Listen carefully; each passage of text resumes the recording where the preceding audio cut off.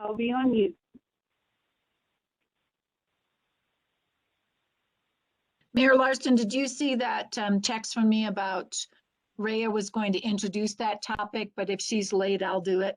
I did see that. Thank you. Okay, good. All right, thank you.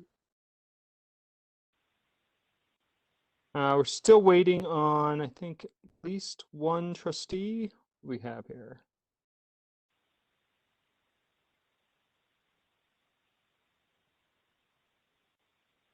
Two trustees. We're waiting on two more trustees, so we'll give a couple more minutes here before starting the meeting.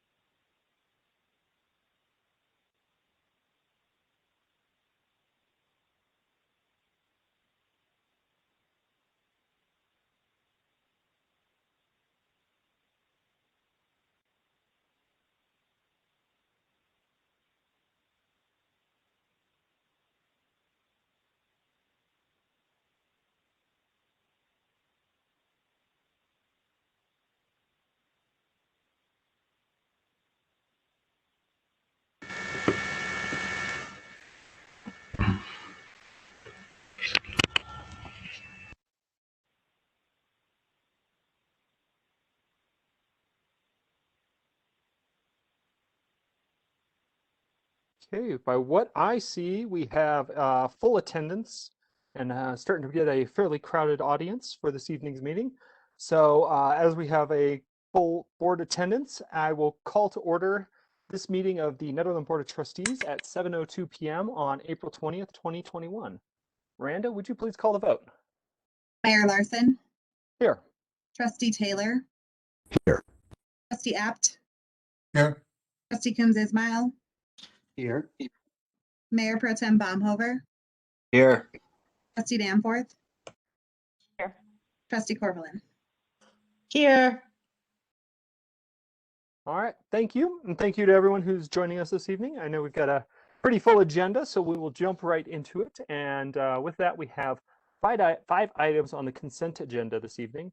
And I do want to note for the record and for everyone's for everyone to know, the inclusion of the last two items, Ordinance 817 and 818, adoption and amendments of the National Electrical Code and the Wildlife Fire Zone Code.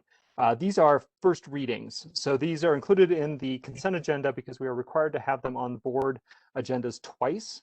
And so having them on the consent agenda tonight is a formality that will lead us to putting them as action items with an opportunity to do the full discussion at a coming meeting, just so that we have two readings of that. So with that said, do any members of the board have any questions or comments regarding the consent agenda? Yes, Mayor, this is Trustee Taylor. I would like to request that we strike page 22 and page 25 of those entries in the consent agenda, because those indicate that by voting for the consent agenda, we are already approving those two items. The items being there is fine, but the entry that says, does the board approve this, that strikes me as a little confusing as something to simply be reviewed in the consent agenda. Mm-hmm.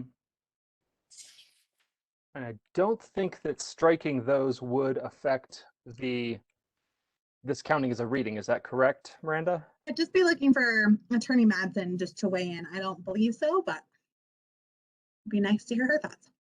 Let me just pull this up. It's just the part where it says this is what is introduced and read at the regular meeting on the 20th and 21st April is passed. Yeah. Yeah. I'm interested. What page did you say? Because I'm not seeing anything like that on page 22 or 25. Okay, I may be talking about the wrong page. Give me just a sec to find it now. It is page 31 of the PDF. Oh, in fact, you know what? I have the wrong PDF. I have the old one. It's the page that includes question before the board. Does the Board of Trustees approve this thing? I believe that those two entries should be struck since we are merely reading it and not making a decision about it.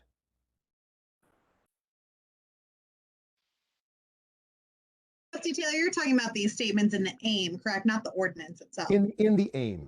Indeed. Okay, Okay. I yes, thought you I were see talking no about the issue ordinance. with that. Terribly sorry. Yes. Terribly Yeah. sorry. That's fine. Yes, it just needs you. to be passed essentially once, and then it'll come back to you at a second meeting in May. Okay. And So it'll then- be published before it comes published twice before it comes back to you. Absolutely. Then I will move that we approve the consent agenda and that we strike the entry on page 22 and the entry, I'm sorry, I have the pages wrong. That we strike the entries for the last two aims that begin with questions before the board. We have a motion on the table. Do we have a second? Second. Second from Trustee Apt. Any further comments, questions from the board before we go to a vote? I kind of have a comment. I mean, the way I read that, and I mean, I'm not the one nitpicking here. It's wait, I gotta get back to it. Here it is. Does the board approve Ordinance 817 adopting the 2020 edition of the National Electric Code? It's not asking if we are approving Ordinance 817. It's just asking if we want that in it, and then later we come back and approve it. So will that change anything if we scratch all this? Not including those sentences for Ordinance 817 and 18 won't change our ability or timeline to adopt this. It may Okay. just, as Trustee Taylor said, make it a little clearer in the future if somebody looks at this and goes, wait a minute, did they adopt it on April 20th or on May 4th? And this is Jennifer, just to point out too, if you take a look at the ordinances, the bottom of both ordinances, it shows that there is two processes in terms of needing to go before you. Yes, that was spelled out clearly, Attorney Madsen, and I do understand that. It's just that also having this question just struck me as confusing.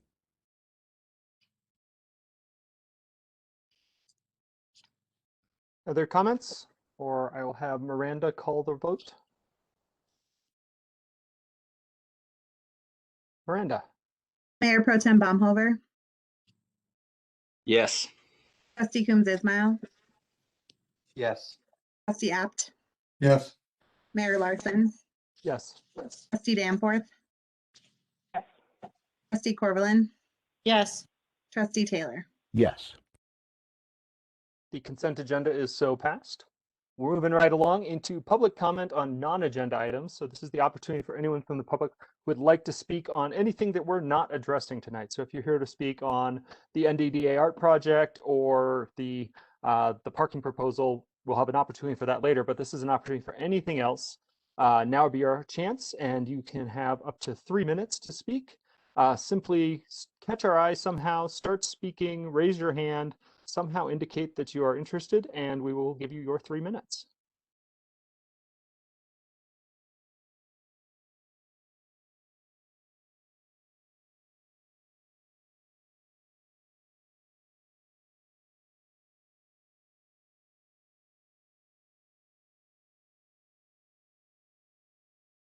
I am not hearing or seeing anyone on this. So we will move into the action items for this evening, beginning with action item 5.1, which is the Netherland Downtown DDA Public Art Plan. I haven't seen. I haven't seen Rhea, so this is Karen Garrity, and I am very proud and happy to be the person introducing this, although I know Rhea wanted to as well from the DDA board. In 2017, the Netherland Downtown Development Authority approved a master plan, which charged the NDDA board with the task of planning for the integration of art in the public realm, exploring partnerships in the arts, and providing a sounding board on significant visual and performing arts issues. While the NDDA has a beautification committee, one focused on public art didn't exist. The conversation grew in interest, and other talented artists and business leaders joined the conversation. In late 2019, the NDDA surveyed district business owners to see if they supported a creative endeavor. In January 2020, the NDDA board approved further discussions on the topic and supported the creation of an art committee made up of area business leaders, residents, artists, community members, and 2 NDDA board members. The NDDA also partnered with public art professional Mandy Vink to create a public arts master plan for downtown Nederland. Vink oversees the public art and creative neighborhoods programs in Boulder and was recommended to the group.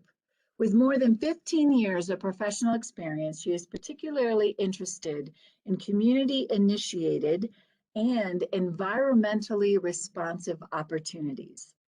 Over the course of 2020, she and the Public Art Committee engaged with the community and met monthly to develop the plan presented to you tonight. This plan was adopted by the NDDA board on March 10th and is presented tonight as endorsement from the BOT will be of great benefit towards the success of the program. So it's my great pleasure to introduce to you Mandy Vink, who will present tonight regarding this issue. Great, thank you, Karen. And the wind has just picked up a bit where I am, so I might have to jump into a not so windy spot, but I'm very excited to join you all tonight. Thank you to the Board of Trustees for the opportunity. And Miranda, I'm gonna do a share screen. Here we go.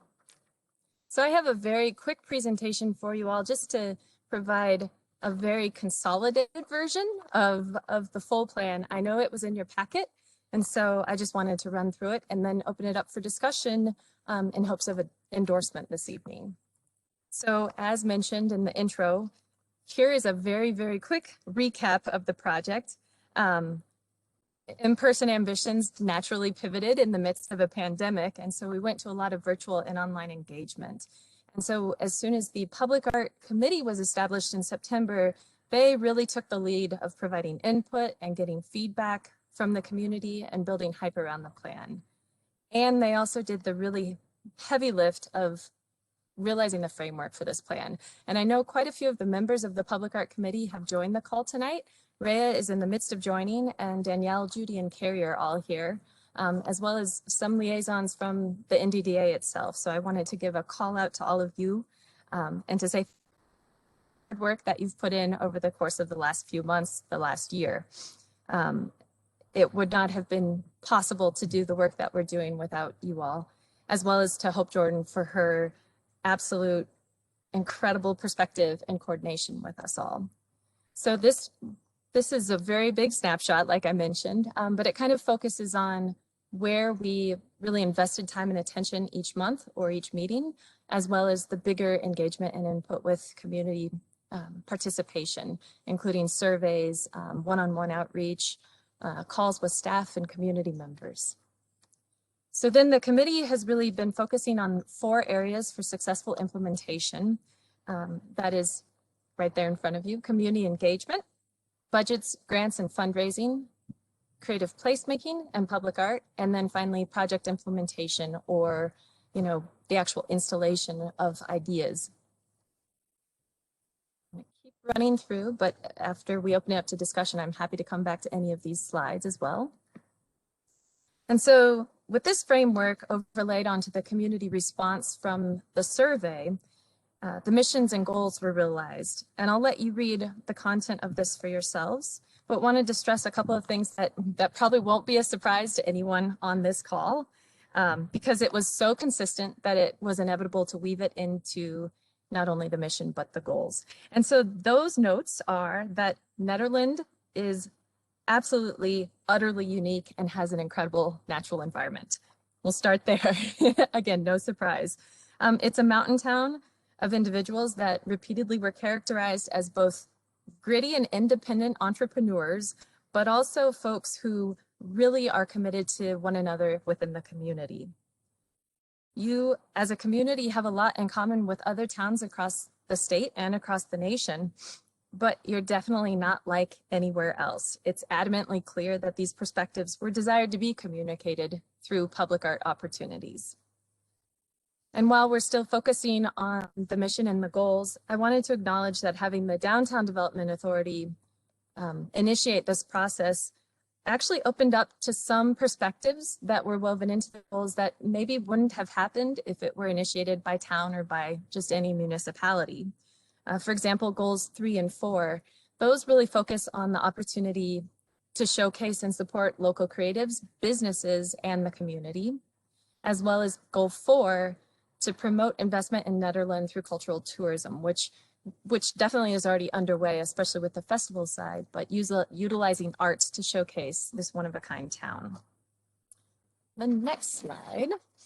And so there is a 5-year trajectory around this, which is the guiding strategy of where we are now, what's realistic, what's feasible, and where we can land.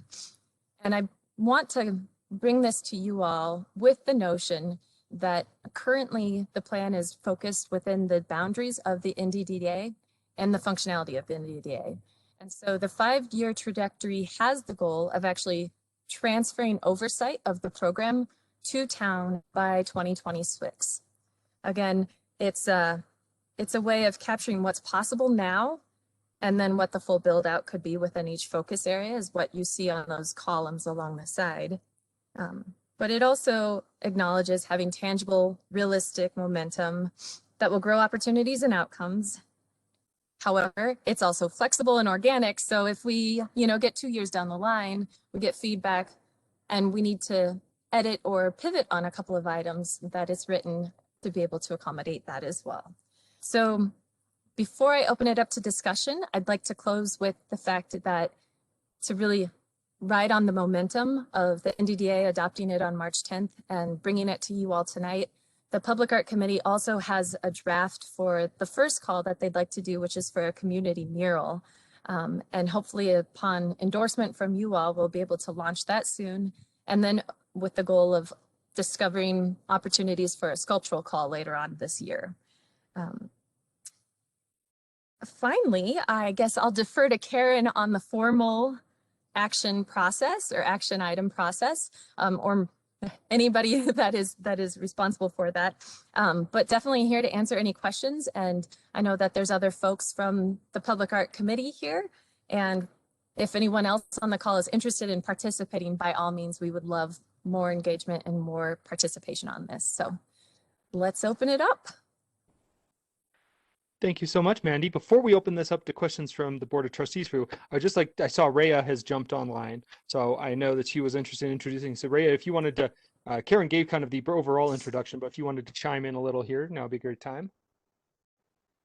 Yes, thank you. I'm sorry I was late. I think, the introduction that Karen gave was something I gave her, so thanks, Karen, for doing that. I just want to say that,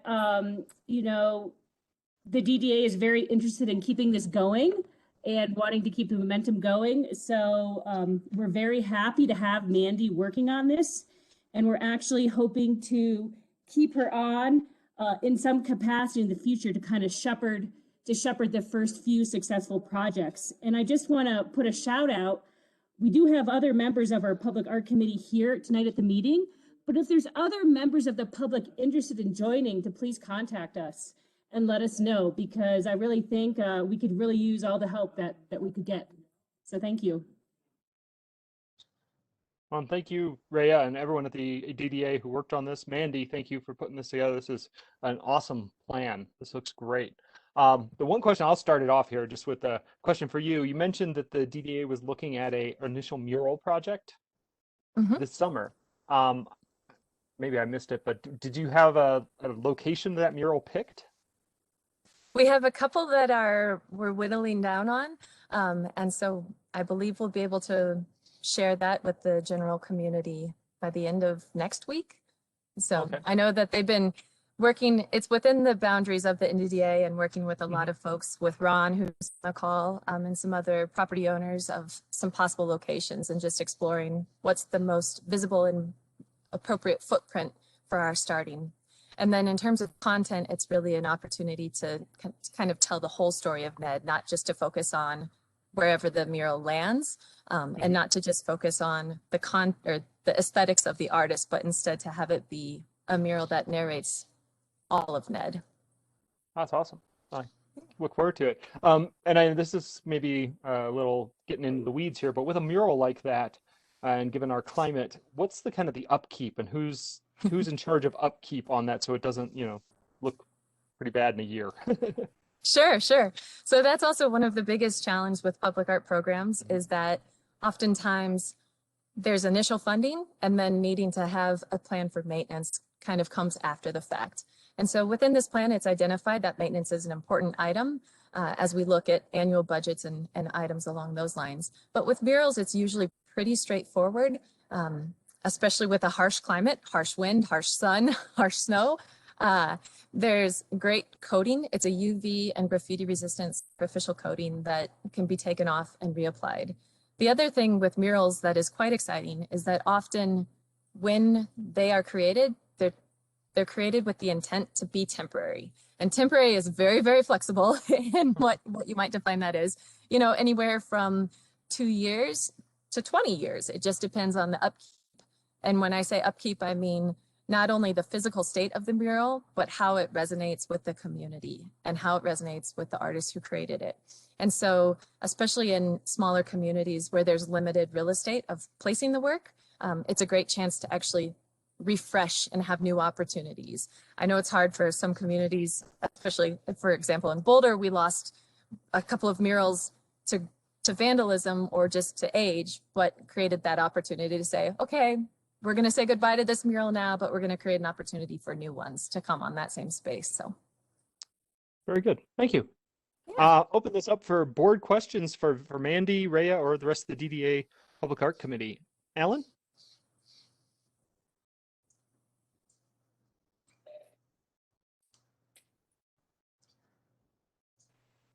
I would just like to say it's a extremely impressive plan. I appreciate all the work that went into it. And it's a lot of exciting opportunities. And this has been discussed for several years in various formats and meetings. So it's nice to see it coming to fruition. And I guess it looks like you're hoping to get a fair number of grants. And I imagine a lot of those grants will need matching funds from the town. And I was wondering how you were envisioning the finances splitting out between the NDDA and the town budget. Were you proposing a $20,000 or $20,000 annual budget from both entities or from one entity, or how are you hoping to see that play out? Sure. So that's a great question. I'll jump in, and Rhea, if you have additional perspective from the board, please also chime in. And so we haven't really set hard budgets yet. There's desired budgets. And so the first is knowing that the DDA has committed funding for this year into next year, with hopes of finding external grants that we could match from that. With the growth of the program, through grants, through strategic leadership, through kind of building out a plan as opposed to just one-off projects, we're hoping to be able to, again, leverage and kind of stair step it. So we don't exactly have hard numbers at this point, but we do have the intent to make sure that it continues, that it doesn't just have stopped momentum after 1 to 2 projects. Sure. So the mural is something that's first up, and what kind of funding are you proposing for that? Correct. So the mural, the total budget on that, I believe we have about $2,500. And that would also be for prepping the wall, getting it up. And so working with a scale on that. There's a mural policy included in there, which uses a lot of strategy that is kind of the best practices. And that's usually about $3.50 per square foot, plus design and materials. So it kind of helps us understand the scale with the budget and finding a space that's suitable for that. That sounds good. Well, looking forward to seeing these things coming into reality. So thanks again for all your work. Yeah, thank you, Alan. And Rhea, did you have any other points to add on that from the DDA perspective? I mean, our executive director, Hope Jordan, who couldn't be here, has all the financial details, but I can just say that the DDA is committed and has committed funds in 2021 for installation and creation of a mural. I just don't have the exact numbers. So yeah, we're committed to seeing this program be successful. I'm sorry, I got to the you're here. meeting late. Sorry. I just wanted to make sure to get on. The DDA budgeted $10,000 in their 2021 budget towards public art. Great, thank you, Hope. And we are hoping to use most of that and leverage our funds for grants, or at least some of that, if not the majority. Correct, Hope? Yes, that is what the hope was. And in the past, the DDA had requested $2,500 for a mural. And so that was also probably where the $2,500 is coming from for this mural. Correct. All right, thank you. Thank you, Alan, for that. Eric? Yeah, following up from that, I'm wondering if the DDA has plans to use the strategy of allocating a percentage of larger projects for public art. There are a few large projects that are happening right now, and I wonder if that's going to be a strategy going forward. Sure. Oh, sorry. Go ahead, Hope. No, you go ahead, Mandy, please. Sure. I was going to say it is proposed within the plan as something to be considered, especially if it transfers to town. And I know that there's exciting momentum of this forward thinking because we are right on the heels of the Envision 2030 study that you all had at your last meeting. And so kind of that forward thinking strategy, understanding that town is considering a possible annual capital improvement program allocation and seeing that it could be a % for art allocation. No decisions made yet, but it's definitely a strong recommendation as that's what most communities use. Great, yeah, thank you. I mean, the plan looks really great, and I'm excited for it. So thank you guys for putting it together. Julian. Thank you, Mandy and team. Really, really good job. Very impressive. I did notice the absence of any mention of the Lafayette art community and the Lafayette process. We've had some experience with the town of Lafayette and their arts projects and management. And I was just wondering if I could, what is your view of that approach, or are they missing something, or were they just, there were a whole bunch of good options and Lafayette just didn't end up there?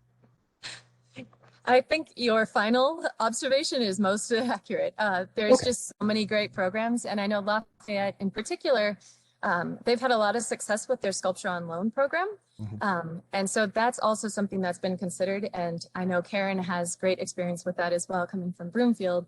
And so it by no means were we accidentally leaving out Lafayette. There's just so many great opportunities. So. All right, very good. Thank you so much. It was an excellent, excellent presentation. Thank you. Jonathan.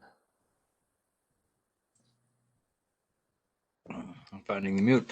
No questions, just I've seen this quite a few times and I've always been impressed by the quality of the presentation as well as the continued momentum through the pandemic. So in full support and glad to see this moving along.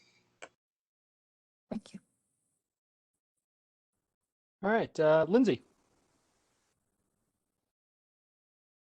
I just want to echo what everybody else is saying, and that I'm very impressed with this presentation, and I'm really excited to see some art, some new art show up in Netherland, and you guys have just done a wonderful job of putting all this together. So I'm in full support of it, and I thank you for spending all this time on it. Tanya.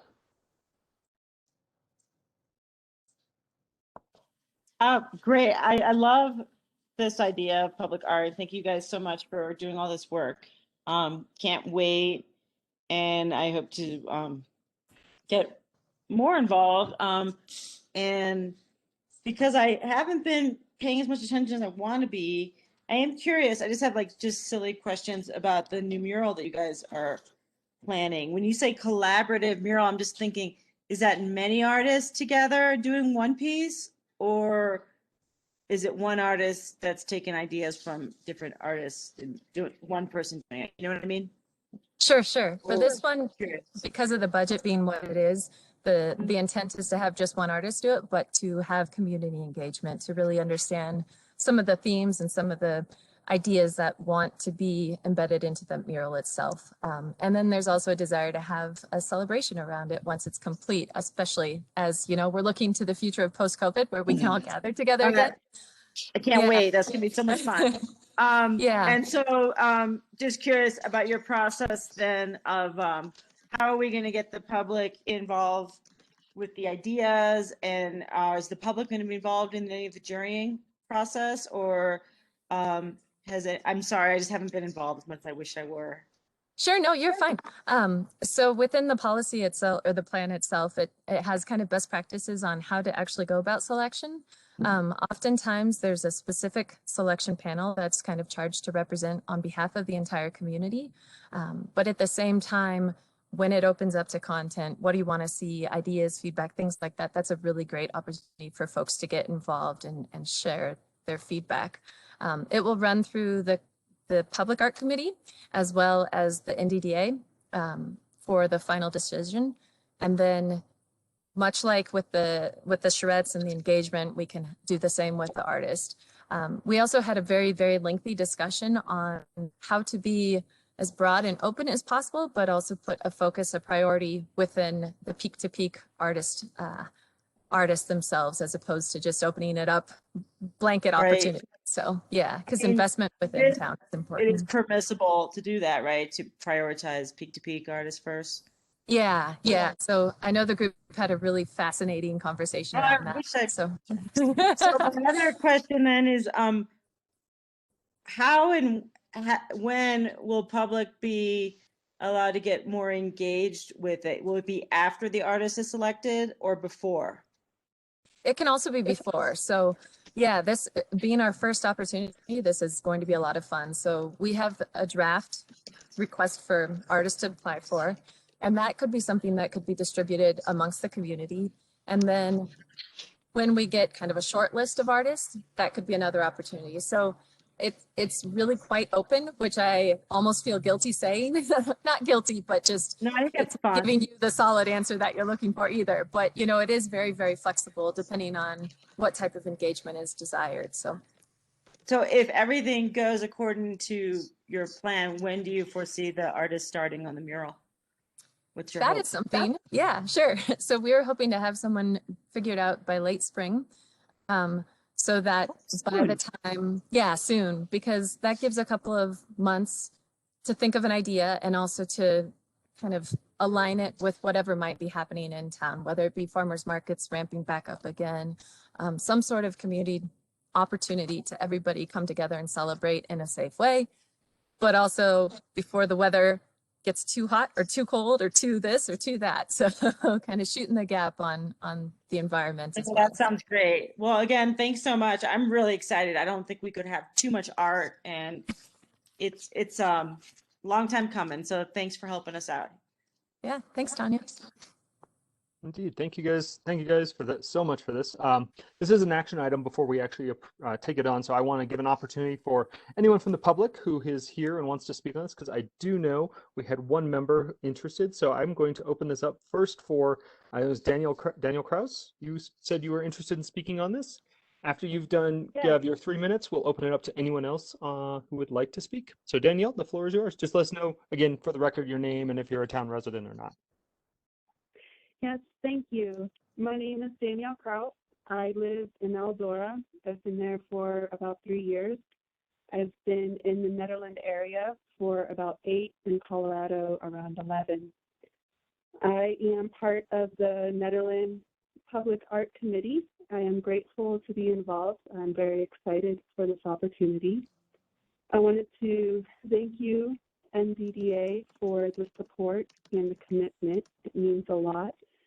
And also, Mandy, thank you so much for the wonderful work you have been doing. I would love to continue working with you and learning from you how to stay organized and effective with our mission.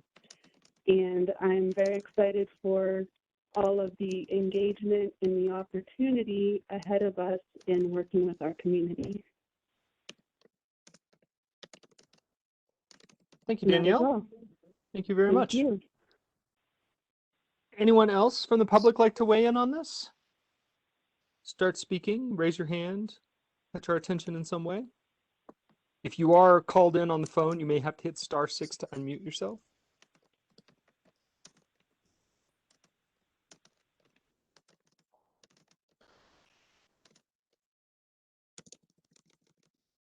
Not hearing or seeing anything.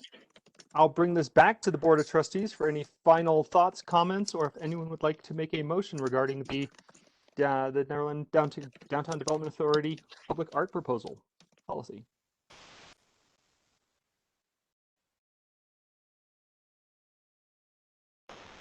I move adoption of the proposal. I second, Trustee Taylor. We have a motion and a second to adopt. Miranda, would you please call the vote? Trustee Apt. Trustee Apt, are you there? Oh, I'm sorry. Yes. Okay. Trustee Danforth. Yes. Trustee Coombs Ismail. Yes. Mayor Larson. Yes. Mayor Pro Tem Baumhover. Yes. Trustee Taylor.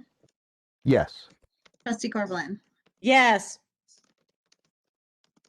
With that emphatic yes, it passes unanimously. Thank you guys all for this work, and I think I speak for the rest of the board when I say we are so excited to see this first mural go up and this first piece of public art come together. So thank you. Thank you all. Thank you so much, everyone.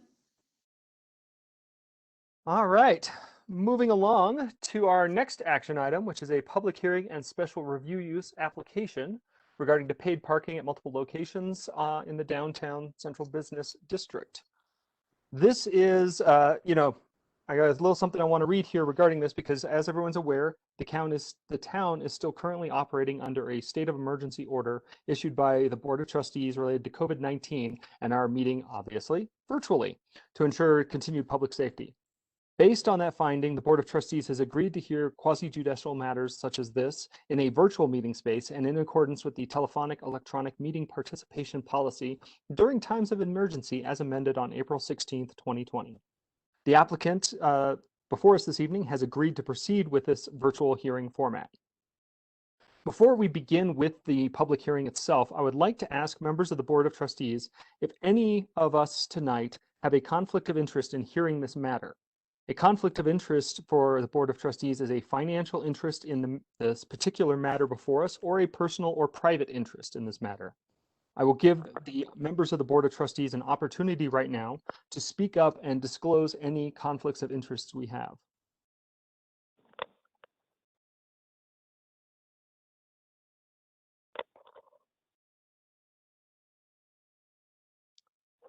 Hearing none, the Board of Trustees will move forward with this public hearing this evening.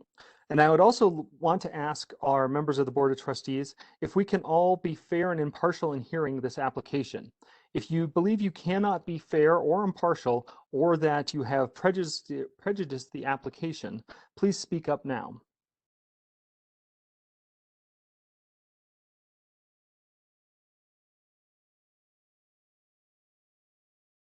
Again, hearing none, we will continue, and we'll now consider this public hearing open for the purpose of considering the special review use SRU application related to paid parking at multiple locations between East 1st Street to Highway 119 and to Snyder Street for Ron Mitchell, the representative for Netherland Central Business District Redevelopment, LLC. I would now ask the Deputy Town Administrator / Town Clerk to please your report on this SRU. Thank you, Mayor Larson. I prepared a PowerPoint in an effort to kind of pull together all the information.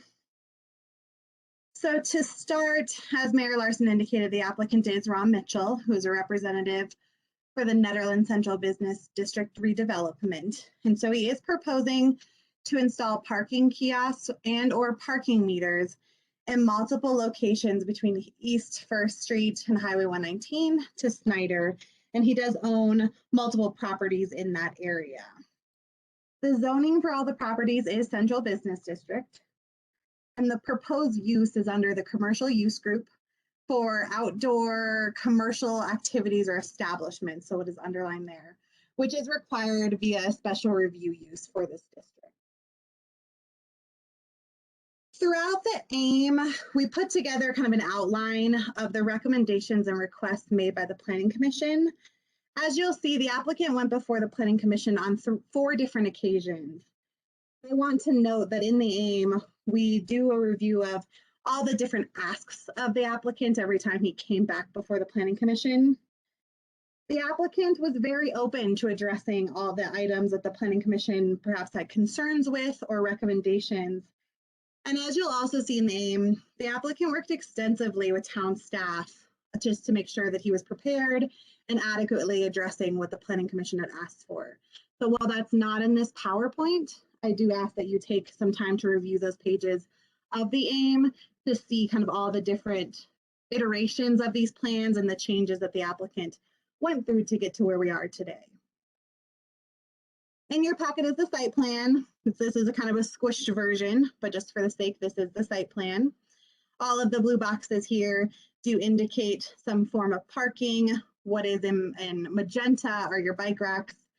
He also does indicate where residential parking is, as well as handicap spaces. On this site plan, there are a total of 105 parking spaces. So to start, the goal of this application is really to support the businesses. The applicant has a desire to focus on turning over parking spaces in an effort to help business owners increase their customer base and ensure greater economic stability.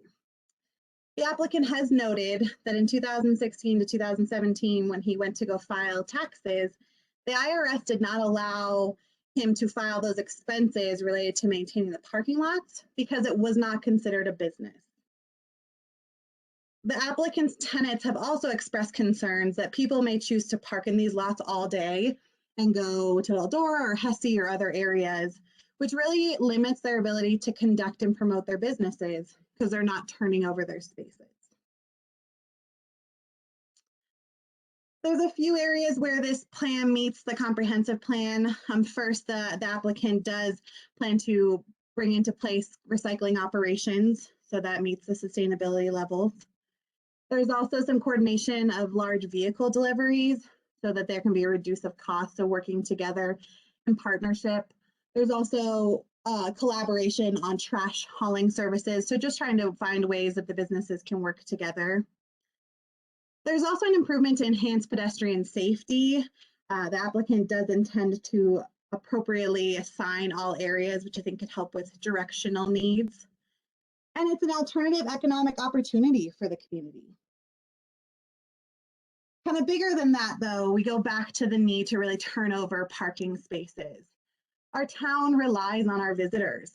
We have many restaurants and retail businesses that can't survive solely on residents. And this was quoted in the comprehensive plan. You know, people travel by car here, they need a place to park.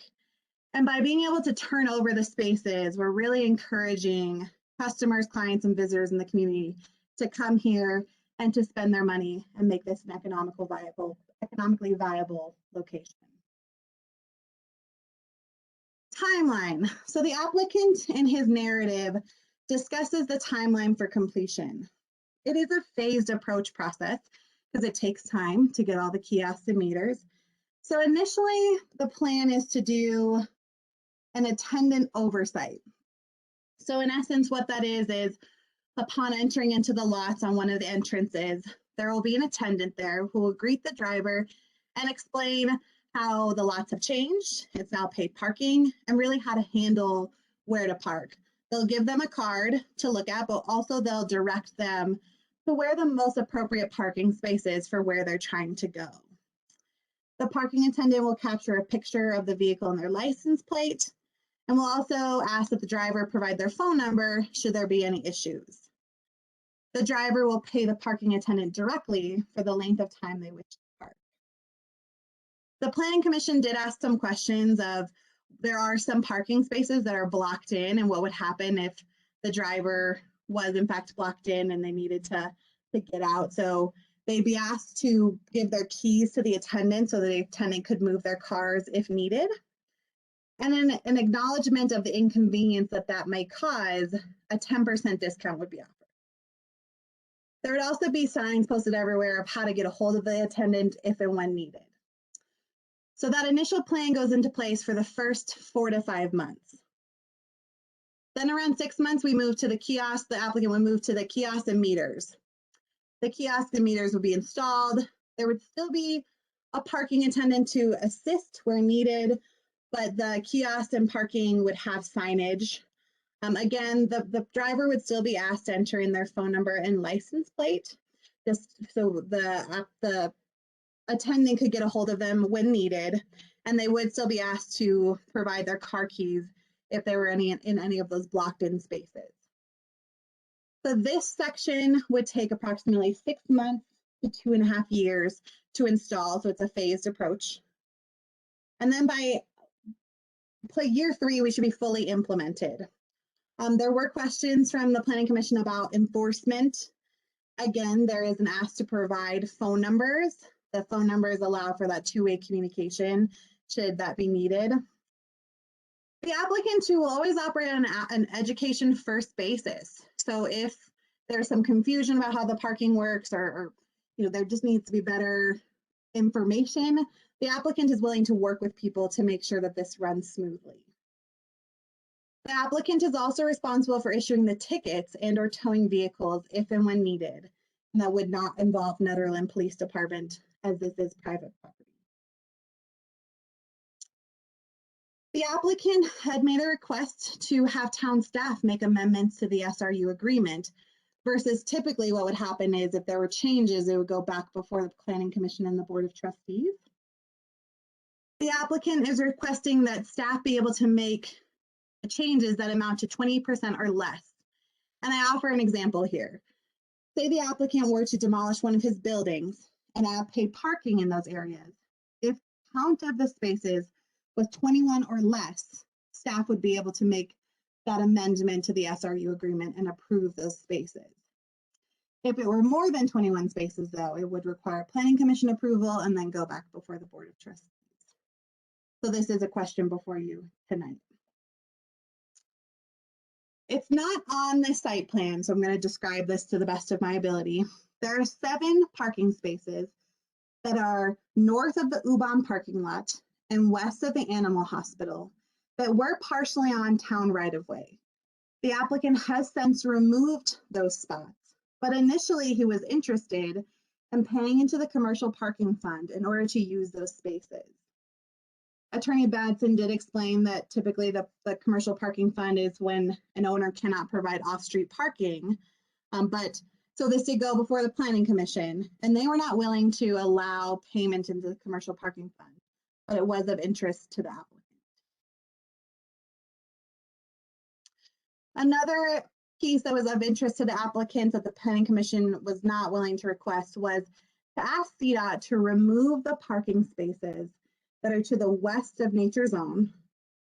The applicant and his team felt that that spot was a safety concern and a visibility issue. They ran this by Chris Pelletier, and he felt that we, as town staff, we would really require that directive from the Planning Commission and the Board of Trustees to remove that space. We are not, as town staff, in support of removing the space, and again, the Planning Commission was not either. So that's my report. Again, there's a lot in this agenda packet, but just to start, are there any questions for staff before I turn it over to the applicant?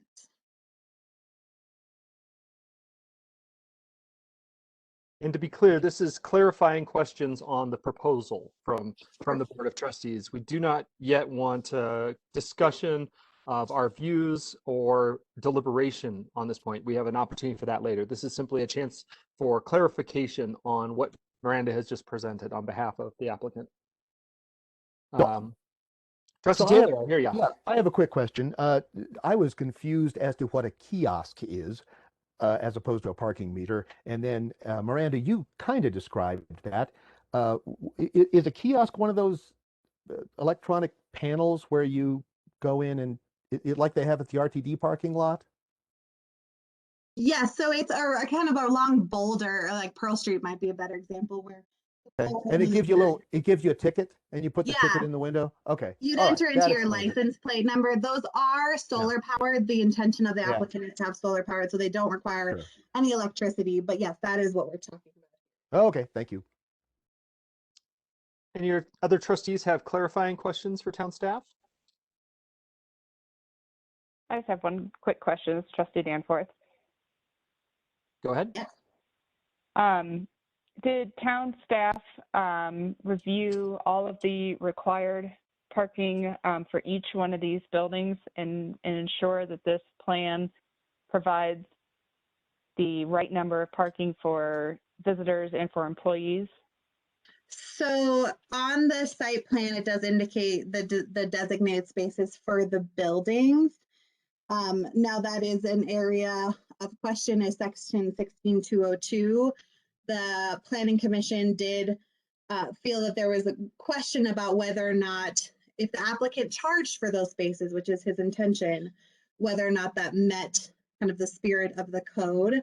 I will say that there are, like in the site plan, let me get back to it. It's kind of hard to see, but you'll see the names of each building. Like where it says like rock is the rock shop, and where it says like MS is mine shop.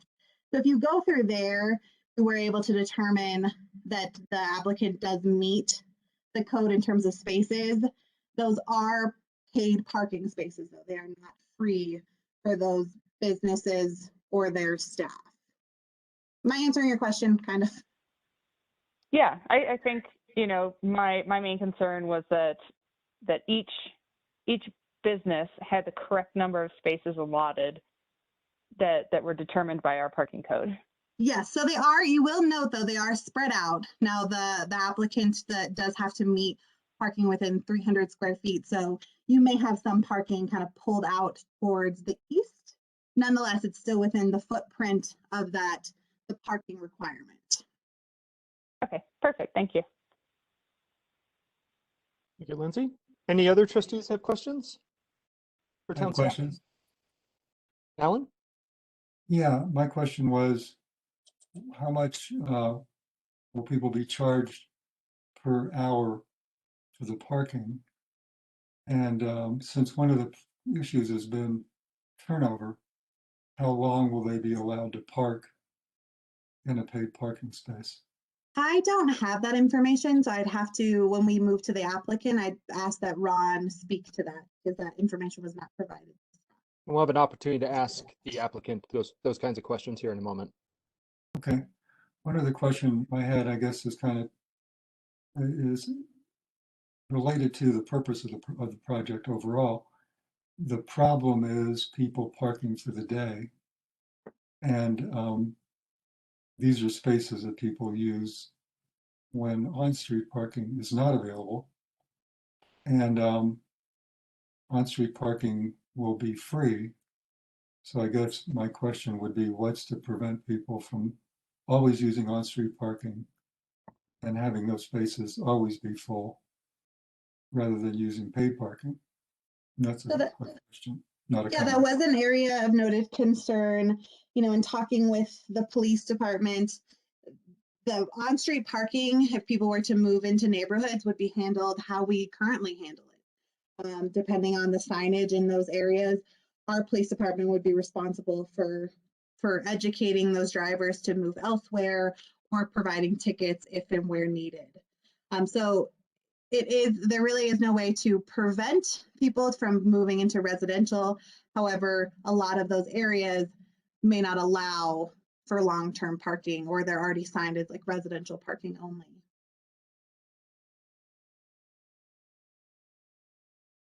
Thank you. Any other questions for Miranda? Clarification questions?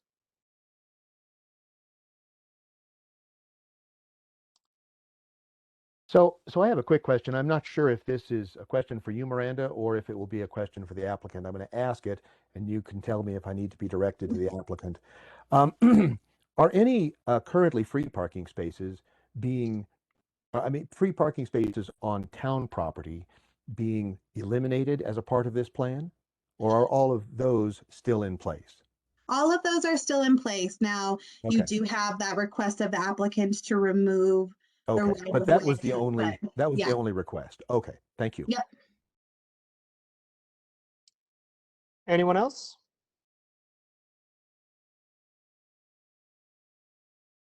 Not, I will now ask if the applicant or any of his representatives would like to present. And if so, just please state your name and address for the record. Ron Mitchell, 60 West Boulder Street. I think Miranda's done a marvelous job of making this presentation, so I would just say that I'll be glad to answer questions, or Peter Swift, who's the parking consultant I've had working with me, or my attorney, Tom Ward. All right, thank you, Ron. Then I will again bring this back to the board and see if we have any questions specifically for the applicant. They should be clarifying questions as was presented, and caution you not to yet provide opinions or deliberations at this point. We'll have an opportunity for that later. We don't want to dictate or indicate the outcome of this discussion or have this discussion right now. This is an opportunity to ask the applicant specific questions about his proposal. So I'm going to just call on the trustees to see if we have any questions, beginning this time with Tanya. Okay, so I can't ask Ron any. I'm a little confused about what you told me I can't ask Ron. You can ask questions, clarification questions. So some of the things that Julian and Alan had just been asking would be valid questions. We do not want to have anything that said, that basically leads into a discussion where you're saying you've made up your mind or something like that, or leading into that kind of part of the discussion quite yet. And that will happen later? That's happening after public comment, yes. Gotcha. Okay. That's the meat of this evening. Okay, We'll get to it. Okay, I got a couple questions. So Ron, why aren't you looking into automated gates that just open and close like other parking lots have? Why so much reliance on these attendants?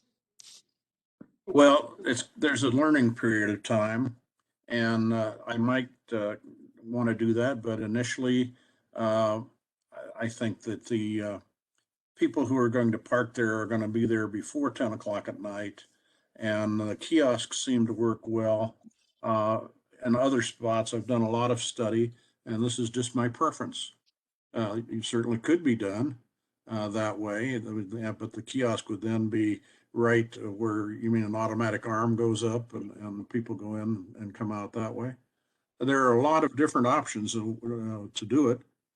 I know, but because you have to be concerned about people overstaying their allotted time, you have to have this attendant available basically pretty much until the dregs of the morning or night or whatever it is. So, I mean, I feel like personally, I'm planning on two attendants, at least initially. One would work in the mornings and one would work in the evenings. And then you have the lots that are north of 2nd Street. How are they going to navigate those two lots from back and forth? Because they're not connected. They're a little far away from some spots all the way over by the highway, by Ubon, and you got someone over by the vet. How do you foresee an attendant being able to manage that? They either use a golf cart if the weather's fine. If not, they can walk. Yeah, but what if I'm sitting at my spot? Can I just leave if I'm parked by the vet? I mean, like, what if I stayed an extra half hour? Like, I'm just like confused because it's just all over the place. I've never seen anything like this. I don't see how one attendant can manage all of these spots all over town. It doesn't seem.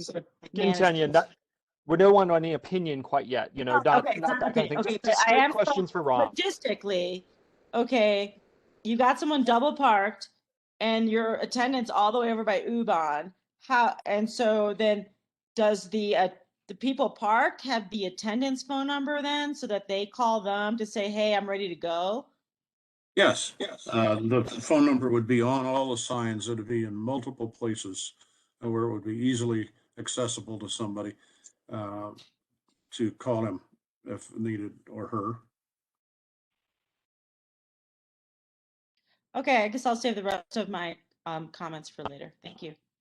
Thank you, Tanya. Trustee Danforth.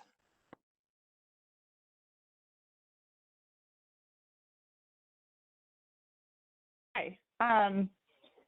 So I was looking through one of the site plans, and it had these 3-story parking structures. But I didn't see any more information about what those looked like or how they actually function. Was there any more information about those? The Planning Commission didn't like the idea of electric vehicle car chargers, and so I eliminated the electric car chargers. And so Trustee Danforth, I included that in the packet still just because there was some confusion about how the turnaround parking would work in this lot to the west of the animal hospital.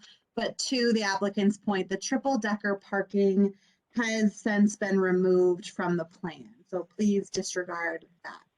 Okay. Okay, good. And is all of this parking intended to be back-in parking? Not all of it. There will Okay. be some that will be head-on. And just another kind of clarification, there are, if you see, you'd have to scroll in really tight, but there it does indicate where it is front end parking. So U-Bahn over here is front end as well as the animal hospital. So where it is not back in, it is properly signed as such. Okay, I do see that tiny Yes, text so in really there. far in. Okay. Yeah. All right, perfect. Thank you. Thank you, Lindsay. Mayor Pro Tem Baumhover.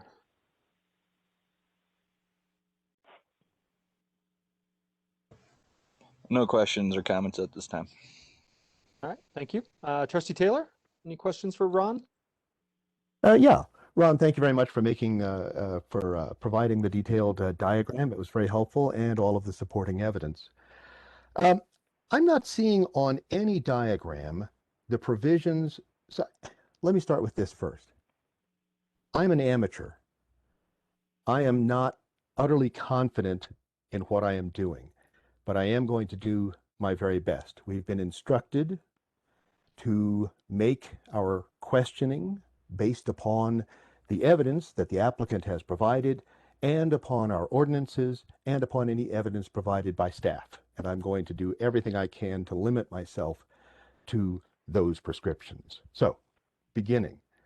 I'm not seeing on any diagram provisions for large vehicle delivery, which is outlined and explained in the narrative. Would you be able to tell me where that large vehicle delivery provision is provided in this? You or the attorney or whoever? Sorry, I was muted and I was trying to talk. I That's all apologize. right. The large vehicle delivery would be in the entrance behind U-Bahn, east of U-Bahn, then turning west and going out on the driveway that's been created where the old Pioneer Inn was blocking any traffic flow there. So that's one of the spots. I see. Okay. And then that would service both or all three of those restaurants and does now. Okay, so you're making that wider so that a larger truck can go through. Yeah, the big 52-foot trucks can go Sure. through there and have been going through there. Sure. Although it's not part of the plan, but I've seen the trucks park headed to the north on 119, just to the west of U-Bahn. That wasn't necessarily in the plan at all, but trucks have been parking there regularly now and delivering to the businesses, the restaurants beside Town Hall. I see. So then large vehicle delivery isn't new, it just happens to be there. It's been there, it's there now, and it continues to be there. Well, it's there now because I closed the driveway to U-Bahn at just south of the roundabout about 50 feet. And I did that just because I felt it was too dangerous and too many backups, too many potential fender benders for people making a left turn right after going around the roundabout. It really snarled up traffic. So the only okay. All right, but are we deciding on any new structures that support large vehicle delivery, or is that already done? There's no structures involved in their Okay. large vehicle delivery. They use their hand trucks. Okay, so the narrative implies that large vehicle delivery is being added as a part of this project, and it sounds like that's not actually what's happening. That's already provided it's already being provided. Okay, got that. It's been provided in the last 6 months, I guess, or the last year. But that's not something we're deciding on. Yeah, to provide a clarification on the narrative, it's Miranda. It was just to identify that the applicant has already put into place components that are consistent with the comprehensive plan, and that is one of them. The newer pieces would be the kiosk meters to encourage the turnover part. Okay. Also mentioned in the narrative is the improvement of pedestrian safety provided by this operation. I'm not seeing exactly where that is. Could you kind of expose that a little bit more so I can understand how this project supports improved pedestrian safety? Well, closing entrances and exits, certainly on First Street. One of the things that has occurred quite often where there's an exit just to the east of the mine shaft, or has been, cars would turn out of that parking lot and go up the street the wrong way. So by closing that exit, you create a pedestrian way that is not crossed by traffic. Okay. And, okay. All right, very fine. Thank you very much. So the narrative, go ahead, please. Well, just part of the theory of back-end parking is that it is much safer than head-end parking. So that's one of the major issues that has been discussed quite a bit. Okay. I note in the narrative there are 105 spaces, but I can't 105 spaces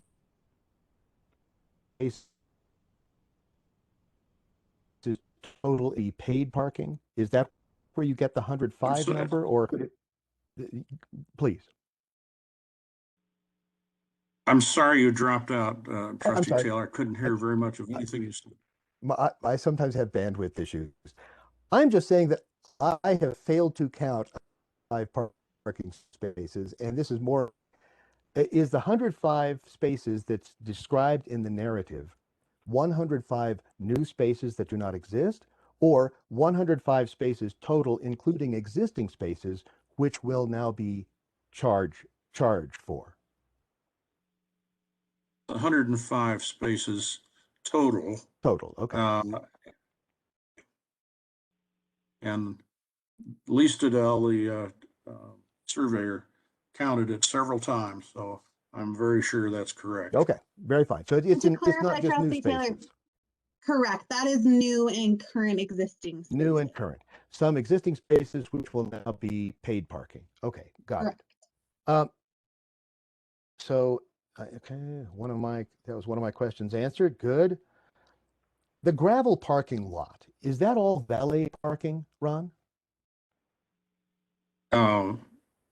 No, it's not valet parking. It's parking attendants. No one is going to move a car unless they're specifically given permission and they surrender their keys. So I don't think there's going to be very much of it. But the attendant will be doing the parking. The attendant would be doing the parking, yes. And I have to have insurance on them. They can't. They have to have good driving records.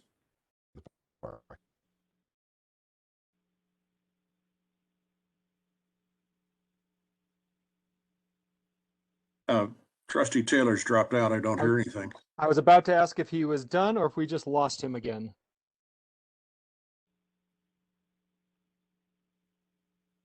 Can anyone hear me? Yes, I can hear you. Okay, I was getting the spinny dial on your face too, Ron. So I was starting to wonder if it was my phone that was dying on me. We'll come back and see if Trustee Taylor rejoins us. But right now I'll turn to Trustee Coombs Ismail. Do you have any clarifying questions for Ron? Yeah, just a question for you, Mayor, first. Is this a time, sorry, clarifying questions is a difficult thing to pin down. Is this the time that if we can ask for clarification regarding elements of this plan that the applicant would be willing to potentially change as conditions for approval, or should that wait till later? I think that should be wait for later. Let's. This is clarifying of what he's proposed, and then we'll have a discussion amongst ourselves about potential options. All right, great. So I guess then the clarifying question that I would ask for the current proposal is about the time frame that's being proposed and why it seems to be so loose and so long, and what considerations have been made in terms of determining that time frame. Why can't this be implemented faster? Primarily due to shortages of electronics that come from China. Okay, so that's why the kiosks say 6 months to 2.5 years, which is really a huge time frame. No other reason other than availability of materials. Material shortages, maybe possibly, and I've studied 2 or 3 of the parking systems that include kiosks, and there was one question before whether or not a gate might be used. And after looking at these things, I've opted for the kiosks, because after the period of time that the parking attendants go on a more limited time frame, people will be on their honor to pay for parking. Okay, thanks. And Julian already asked my question about the large vehicle delivery edition. So that's all the clarifying questions I have for now. Thank you. Thank you, Eric. Trustee Apt.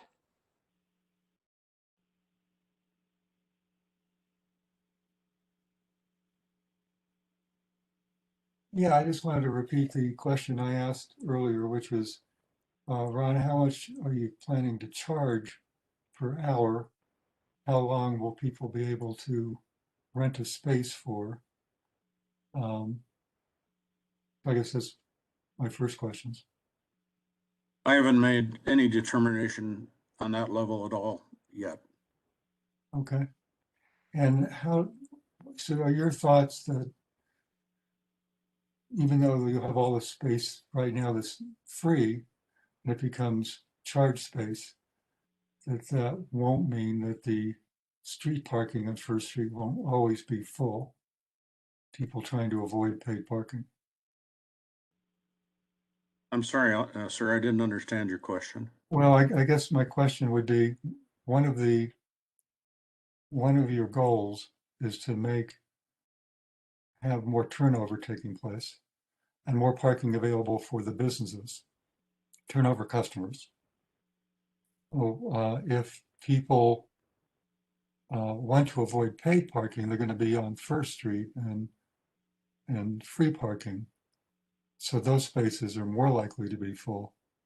Are you proposing anything for, enforcement of quicker turnover there, or what are your thoughts on that? Well, what happens on public space is your decision, not mine.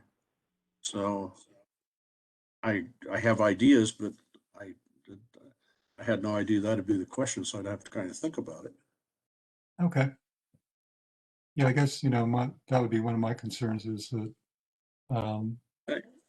you'll just be pushing more people onto First Street. But thank you. Thank you, Alan. I know Trustee Taylor has rejoined us after the internet outage. Julian, did you have any further questions? Yes, I had a few other questions. So the lots that are not that gravel lot, are those going to be asphalt or cement, or are they going to be gravel as well? All lots will be gravel. So how do you mark the lot for ADA compliance? on gravel? Because that needs to be marked fairly clearly. There's two ways. You could put a curb, which I don't think is a good idea, or you could put a string, which many parking lots that are gravel do that way. They sink the string, and that seems to work fairly well. Will you be doing the same thing for the reverse in parking?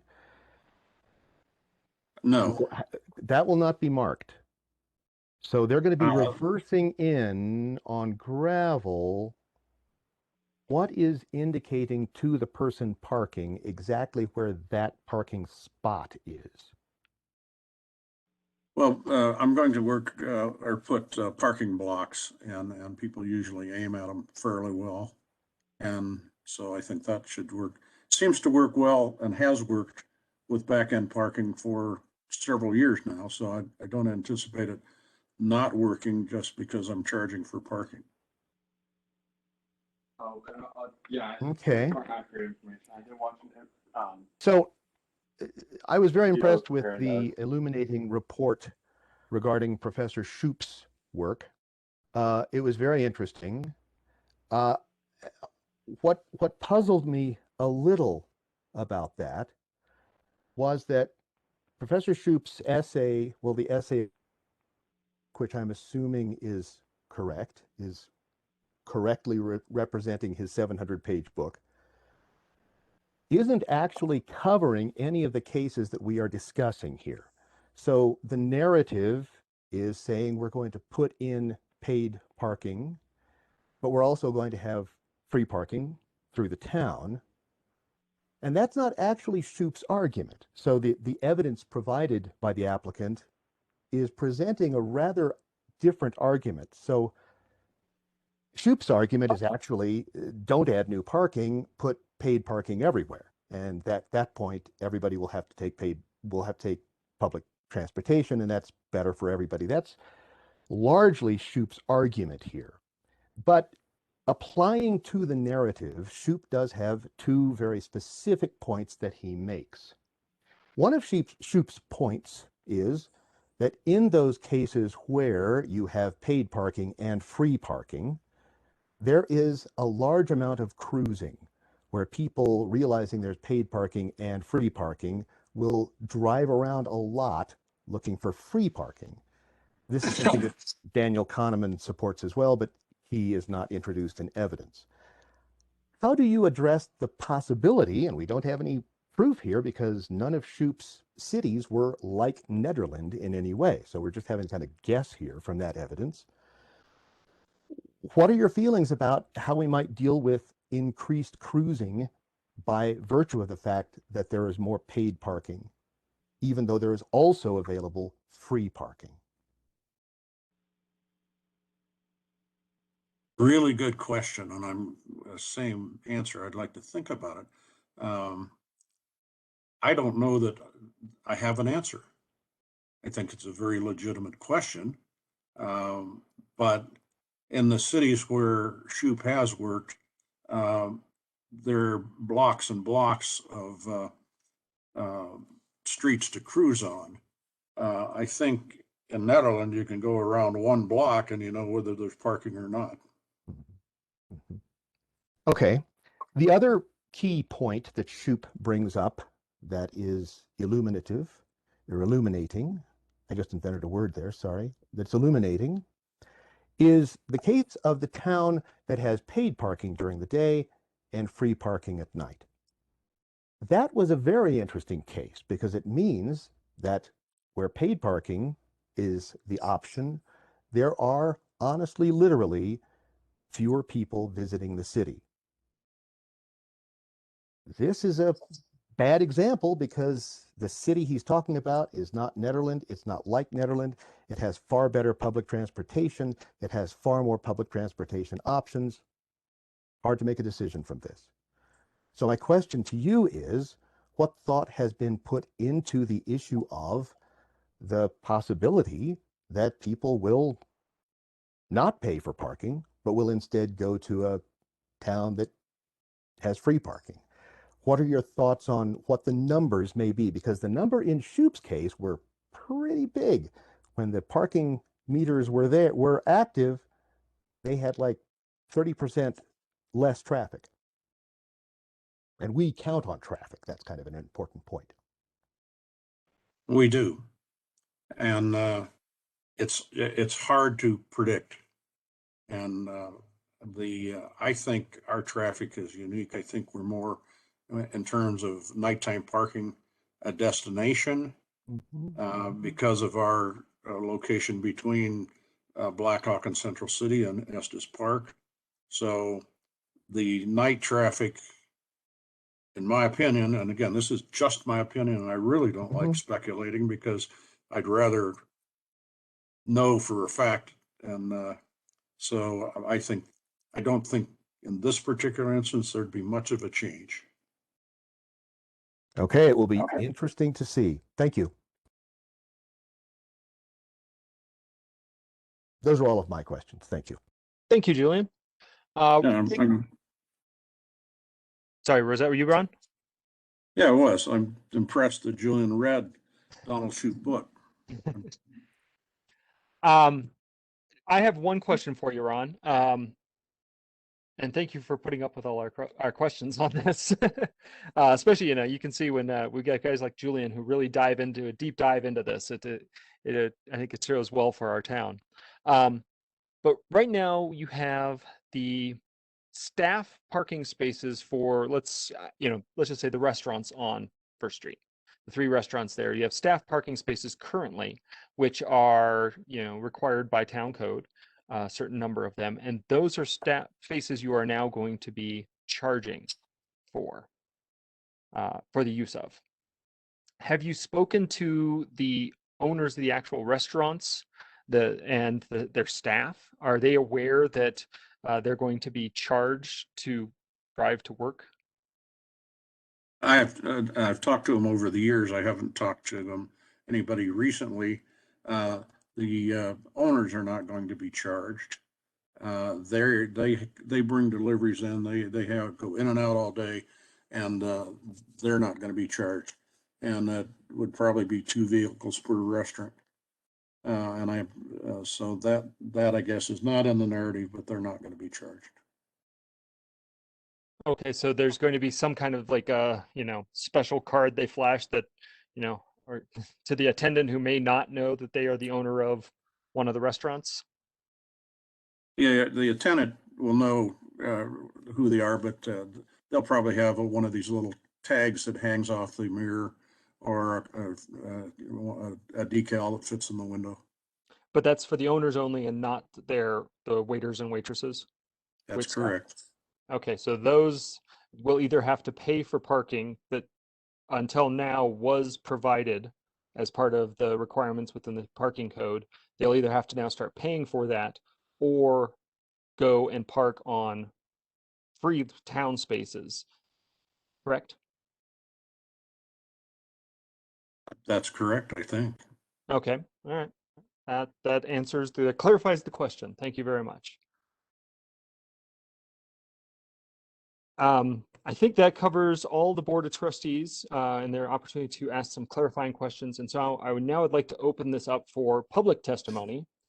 And I'd like to break this into members of the public. First, we'll ask to any members of the public in the audience who would like to speak in favor of this proposal. We'll have a moment here and another opportunity here, a moment for anyone who would like to speak against it. But first, anyone from the public who would like to speak in favor of the proposal before the board this evening, now would be your opportunity.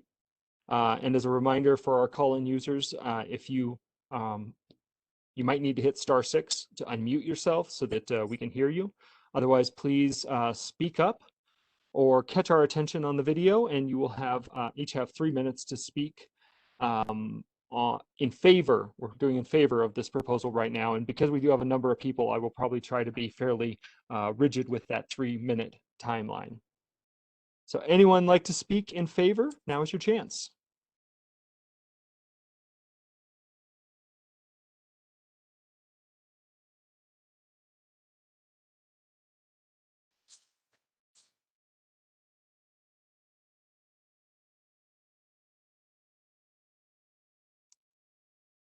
I am not hearing anyone and not seeing any video of anyone.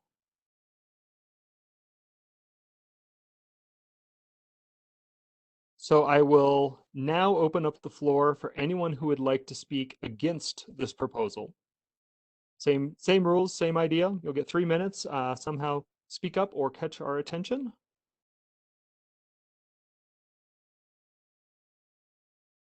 Hi, I'd like to speak. Please, again, identify yourself, your name, and whether or not you're a town resident. Barbara Hart, business owner in Nederland, not a town resident. I'm not going to go in favor or against. I just have some clarifying questions that I wasn't quite sure were answered, so I was hoping I could ask those. Is that okay? Sorry, I muted myself. You can ask any questions, and then there'll be an opportunity for the applicant to address anything he has heard from public comment for or against. So if you have questions for him, throw them out there, and then he can choose to address them or not. Thank you. The main question that I had, the plan calls for paid parking, and Ron was speaking about the drivers getting a card from the parking attendant. And I'm wondering, does that include where not to park? If they're going to get a card, can there be some kind of a map that says these are the residential areas, these are the other business areas? For instance, you can't park at the shopping center for 4 hours and leave your car there to go to First Street.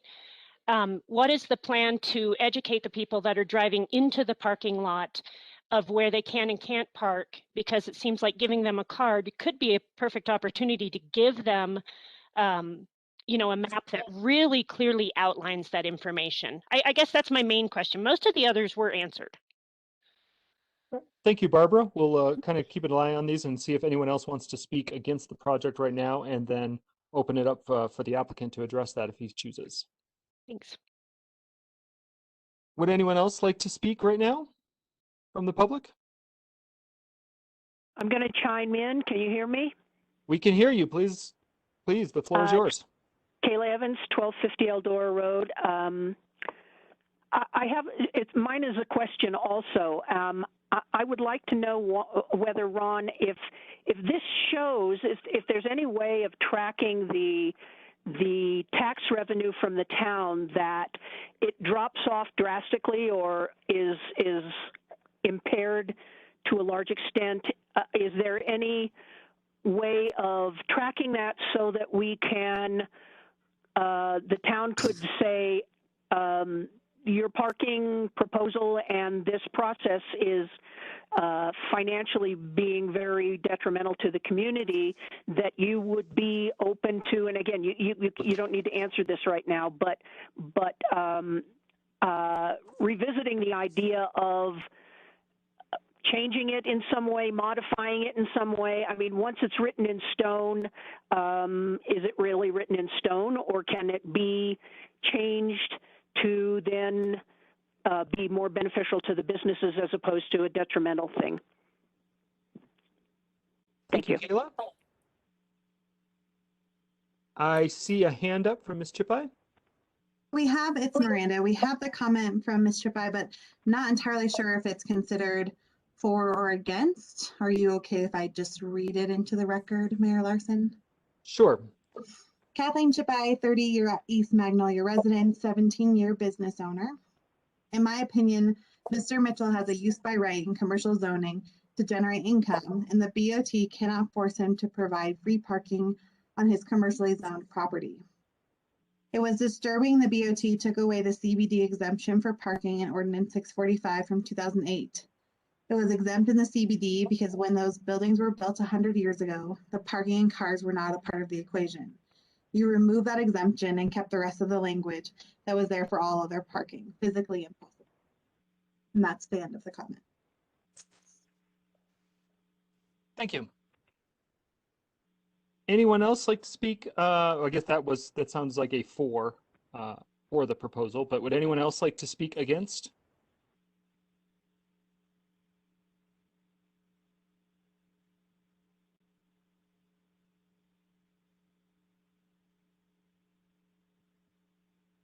I am not hearing any or seeing anyone catching my attention, so I will close the public comment section of this special review, and I will turn back to Mr. Mitchell if you would like to address any of the questions or comments that were raised by the public. Yes, in regard to Barb Hart's comment, the cards would be for the business owners to identify their cars only. Also signs would be posted very liberally explaining to people which is private property, particularly for the residences. I understand that concern, and that's one of the commitments that I've made, is to make sure that those residential parking spaces are for the residential customers. I think that was Kayla's question, I'm not sure. Sure, this is an unknown project. There's probably going to be a lot of questions. I'm certainly open to making modifications and reconsiderations if things drastically reduce town revenues. That's not the intent of the proposal at all. The intent is just the opposite.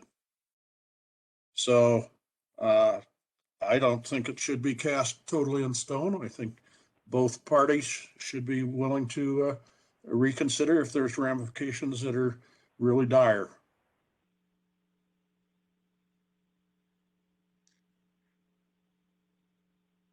Thank you, Ron.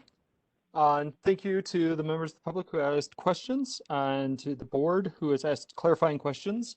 Now is that time I alluded to earlier. This is now the opportunity for the board to hold a discussion on our discussion on this.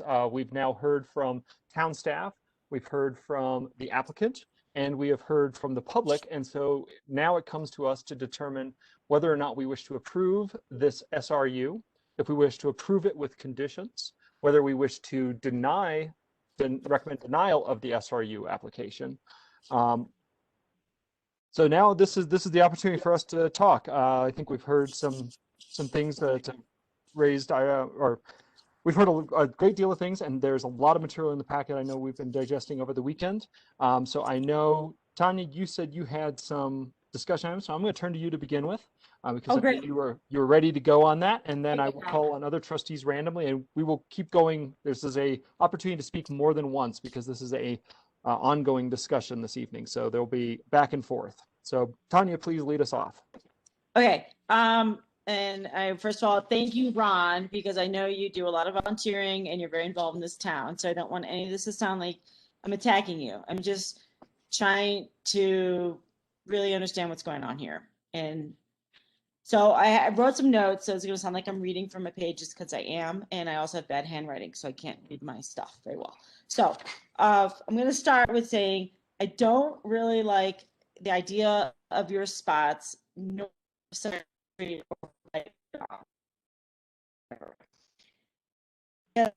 think your parking should be consolidated. Get my independent.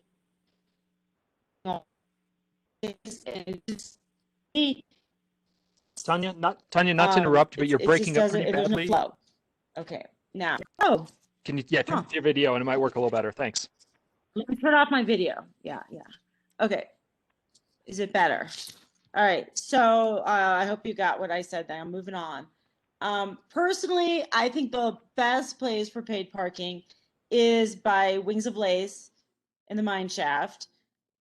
Where you have a plan to have this big tent there, I guess, every day with vendors. And again, where are these vendors going to park? I guess in all the free spots, or I guess where are their customers going to park? You're taking away the best parking for this big tent that you've got. And it's a shame because honestly, that lot combined with the lot that's kind of by the old one by Kathmandu, and then Salto uses it. That little area seems to be the best flow for something like paid parking. So I just don't understand why you're blocking away that really good parking. And again, I mentioned earlier that I personally think an automated gate system is way better than having a kiosk where you got this attendant walking around and getting phone numbers and calling people because they're overstaying there's what they paid for because they're having a good time. And you got this guy calling people. I just don't think your average person is going to want to give their phone number and their license plate. Nobody is going to want to give their keys. Straight up. I would never park in a spot like that. So I don't know why you think that's a good idea. What else do I got here? And then it's about your tenants who pay you rent. And so, I mean, a lot of the dialogue is you saying how much you've been given free parking all these years to the town of Nederland, and that's great. But in a sense, you really haven't. You've just been trying to support the businesses that rent from you, because if they don't have a place for their customers to park, they're not going to have customers. So while it's fantastic you have the parking for these businesses, it's really the least you could do. And it's really, to me, it's nothing about town code, whatever town code. It's more like, as a landlord, you should provide parking because you want businesses to succeed. And I understand your perspective is that people are taking advantage of these spots and you think there's going to be better turnover. But at the same time, I know I run into parking spots all the time really quickly and just shop and or eat. And I'm not hanging out all day in town, and it's going to be a lot harder if I got to give somebody my phone number. So let me just go on my notes. And I also, my other question is, why are you not using your new parking lot for this? It seems like you could totally create double the parking you have now in the back space towards the creek. It's just like this weird thing you've created. There's not a lot of trees. You wouldn't have to go towards the river there, or the creek. It seems to me that's the most logical place to create paid parking. It's all one spot. The tenant just sits there, or you have a automated system. I'm just confused why you're not doing that. And then finally, you have yet to tell us how much you're going to charge. So can you give us a ballpark? Because it's like it's just hard for me to visualize what it's going to cost for someone to go and have dinner out in Net. Is it going to be $10 or $20 for 4 hours? You know, like, you got to have an idea. You say you don't know, but you have to have been thinking about this. And I believe those are my notes. Personally, I hate back-in parking, but that's just because I'm short. So, all right, that's it. Thank you, Tanya. I forgot I wanted to, and sorry, I apologize for this. I wanted to speak about one more thing about our job tonight as the Board of Trustees. Because this is a quasi-judicial matter, our decision tonight has to be based on the evidence in the records and based off of the town code. Unfortunately, our decisions regarding any project that comes before us under a quasi-judicial matter under special review use cannot be based on personal opinion. It has to come out of, or whether we think it's a good idea or not, or if the concept will even work. So what we need to do is focus on factual findings regarding the 5 issues that we judge on with a special review use, whether or not it's eligible under the code 1632, generally compatible with adjacent land uses, whether it meets all the requirements in 1652 and minimizes adverse impact on adjacent properties and traffic flow, if it's consistent with our comprehensive plan, and whether or not the town has the capacity to serve the proposed use with services, water, sewer, fire, police, that kind of thing. Obviously, water and sewer for this project, not a big issue to serve on since it's a parking lot. So just keep that in mind as we're discussing this. I think I know we all have personal opinions. We're all very involved in this town, but our decision tonight with regards to this project is based on our reading of the code, whether that the park within the CBD, within 16202, the need for certain number of spaces for certain businesses, and whether or not this is consistent with the CBD zone. And so that's kind of what we need to direct our discussion to this evening. next up, I'm just going to let everyone talk one time first, and then we'll come back and probably have multiple trips through the list of trustees. So Mayor Pro Tem Baumhofer, would you like to just give some comments or discussion next? I figure the main discussion we're probably going to end up having is with regards to 16202 of does this really meet the requirements of the 2 parking spots per business per employee or whatever. I guess as far as I look at this from the SRU perspective is it meets all the other ones in one way or another. You could have some debate based upon the comprehensive plan, but it is an attempt to address parking, and in that way, I believe, does meet the vast majority of their criteria for approval. I think I would like to hear from the other trustees with concerns about parking spots that were kind of designated as employee/employer parking, now potentially being charged for. And potentially if we would maybe be interested in requesting some amendment that would retain the intent of that code, being that there's place for employees to park and not be charged for. So really that's my only concern looking at this from just an applicant perspective is this plan in its current form compatible with 202 essentially, and that's a little bit open for our interpretation. I can see the Planning Commission had concerns regarding that as well. Thank you, Jonathan. Trustee Coombs Ismail. I did have a few questions for Ron, for the applicant, regarding if you were to propose certain changes of whether or not those changes or conditions would be considered by the applicant. Did I skip you? Did I skip you when we went through that? No, that you asked me not to hold those questions until later. Oh, my apologies. Okay, yeah, those were the questions you were talking about. Yeah, sorry, I'm trying to keep track of all this on pieces of paper on my phone. So one of my questions would be whether or not Mr. Mitchell would be willing to consider removing the block-in parking entirely, or if that's a no-go.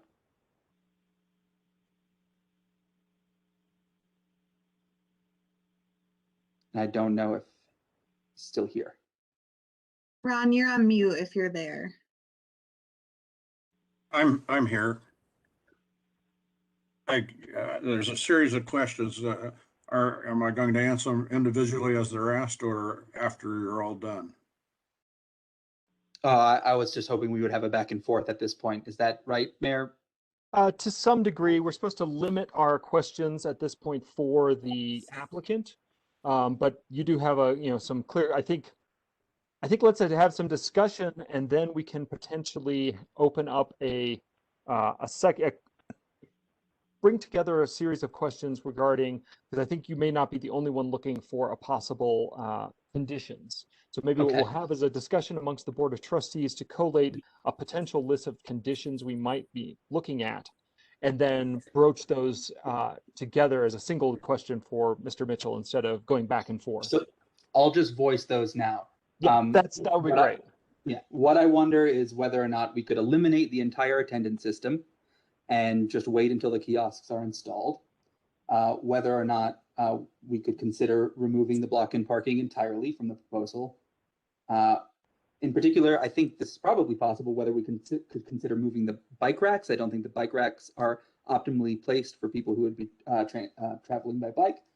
And whether this has been brought up, whether free employee parking in these spaces would be considered by the applicant. So that's kind of my list of potential conditions that we could discuss.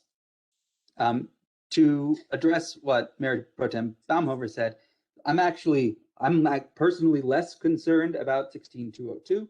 Sorry, didn't mean to use the word personally. It just comes out. I'm less concerned with compliance with 16202 in the ordinance. I'm more concerned with a few other issues. Notably, I don't think that this proposal is consistent with the Netherland comprehensive plan, as far as I understand the plan, which called for creating parking outside of town or on the edges of town in pods and encouraging walking. And this proposal does not do that. And so I'm not sure that it is compliant with our comprehensive plan. And that I think is an issue. I also am concerned with the town's capacity to serve this change, especially in regards to the police department and the impacts that this would have on adjacent uses, particularly residential uses. And that would place, what I am concerned is that it would place an undue burden on the town's very, very small police department to start managing parking around these paid lots in a way that they are not actually staffed and outfitted to do. And I guess that could be a question for town staff, is whether or not the police department was consulted about this and whether or not there have been any kind of studies or indications on how this might impact those adjacent uses, because nothing really was presented in evidence here. And I do think that that's evidence that we kind of need in order to make a decision regarding adjacent properties and traffic flow. And I think it is, and we certainly are allowed to question town staff, as you just did.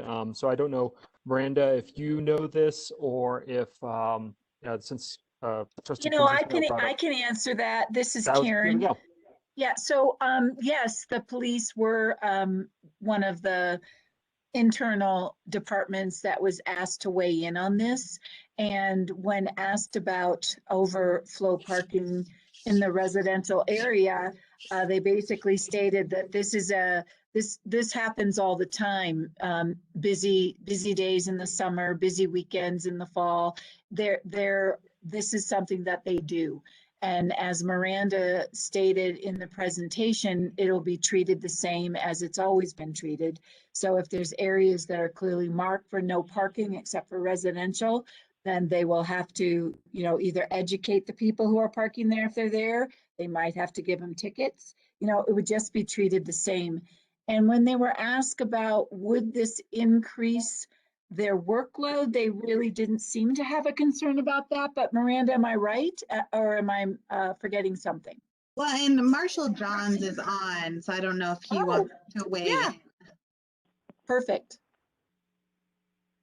Okay, hey, this is Larry. I did want to jump in there real quick. So yeah, there was discussion of some of these things, but no doubt that anytime town gets full, that cars overflow into the residential areas, and whether that's going to happen from this or not, I guess remains to be seen. For sure, some people are just not going to want to pay a few bucks or whatever the fee is going to be. I don't know.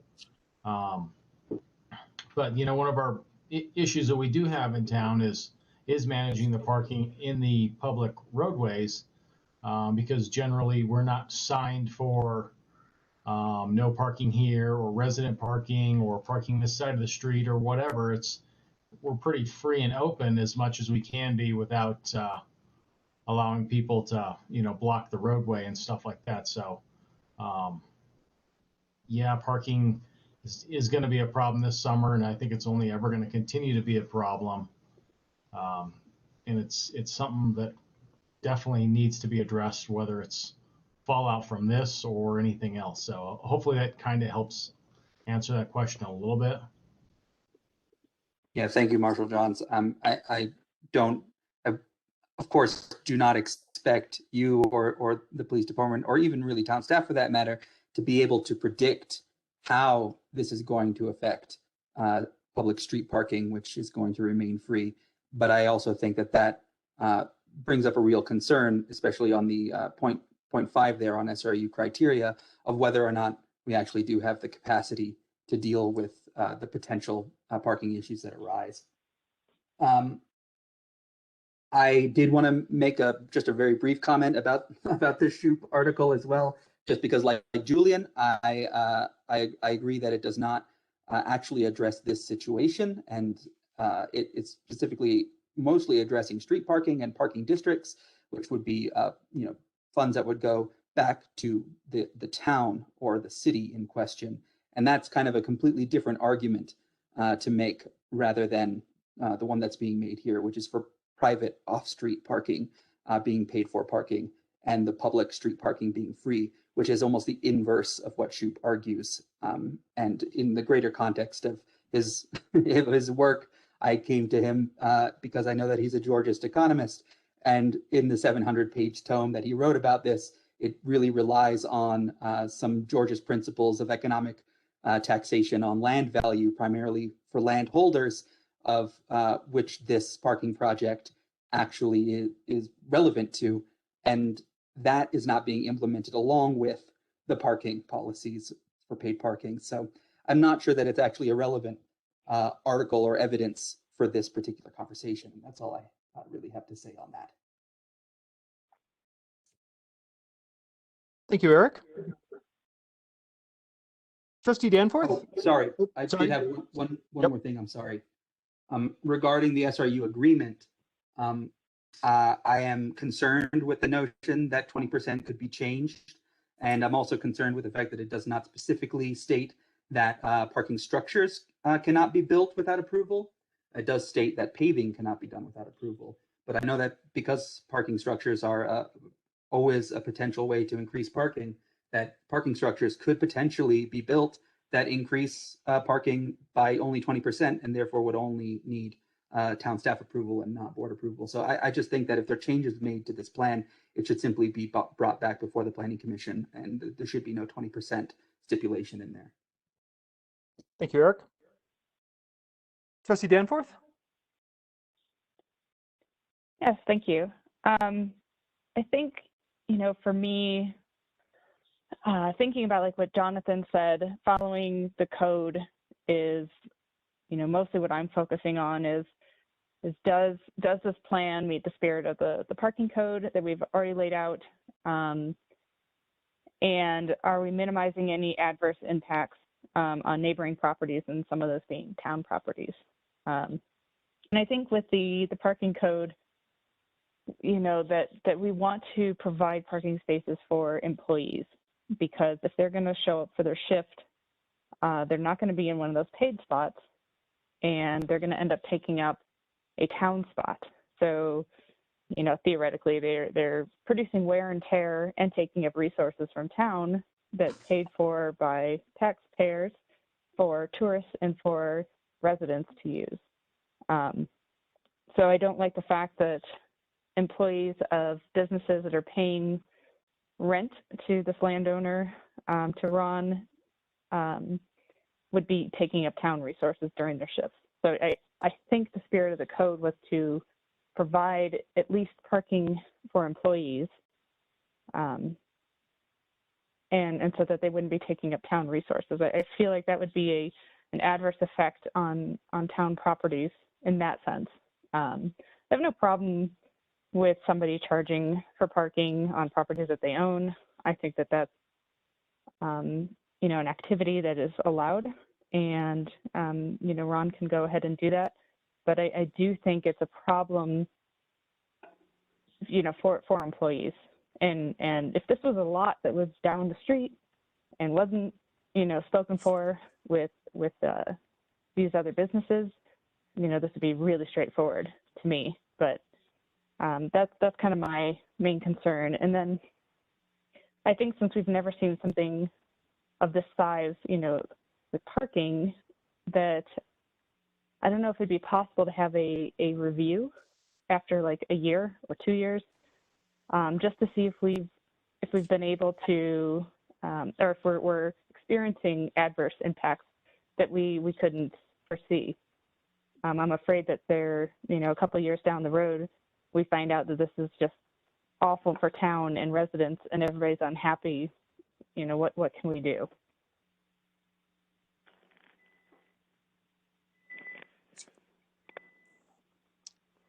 Thank you, Lindsay. Trustee Apt?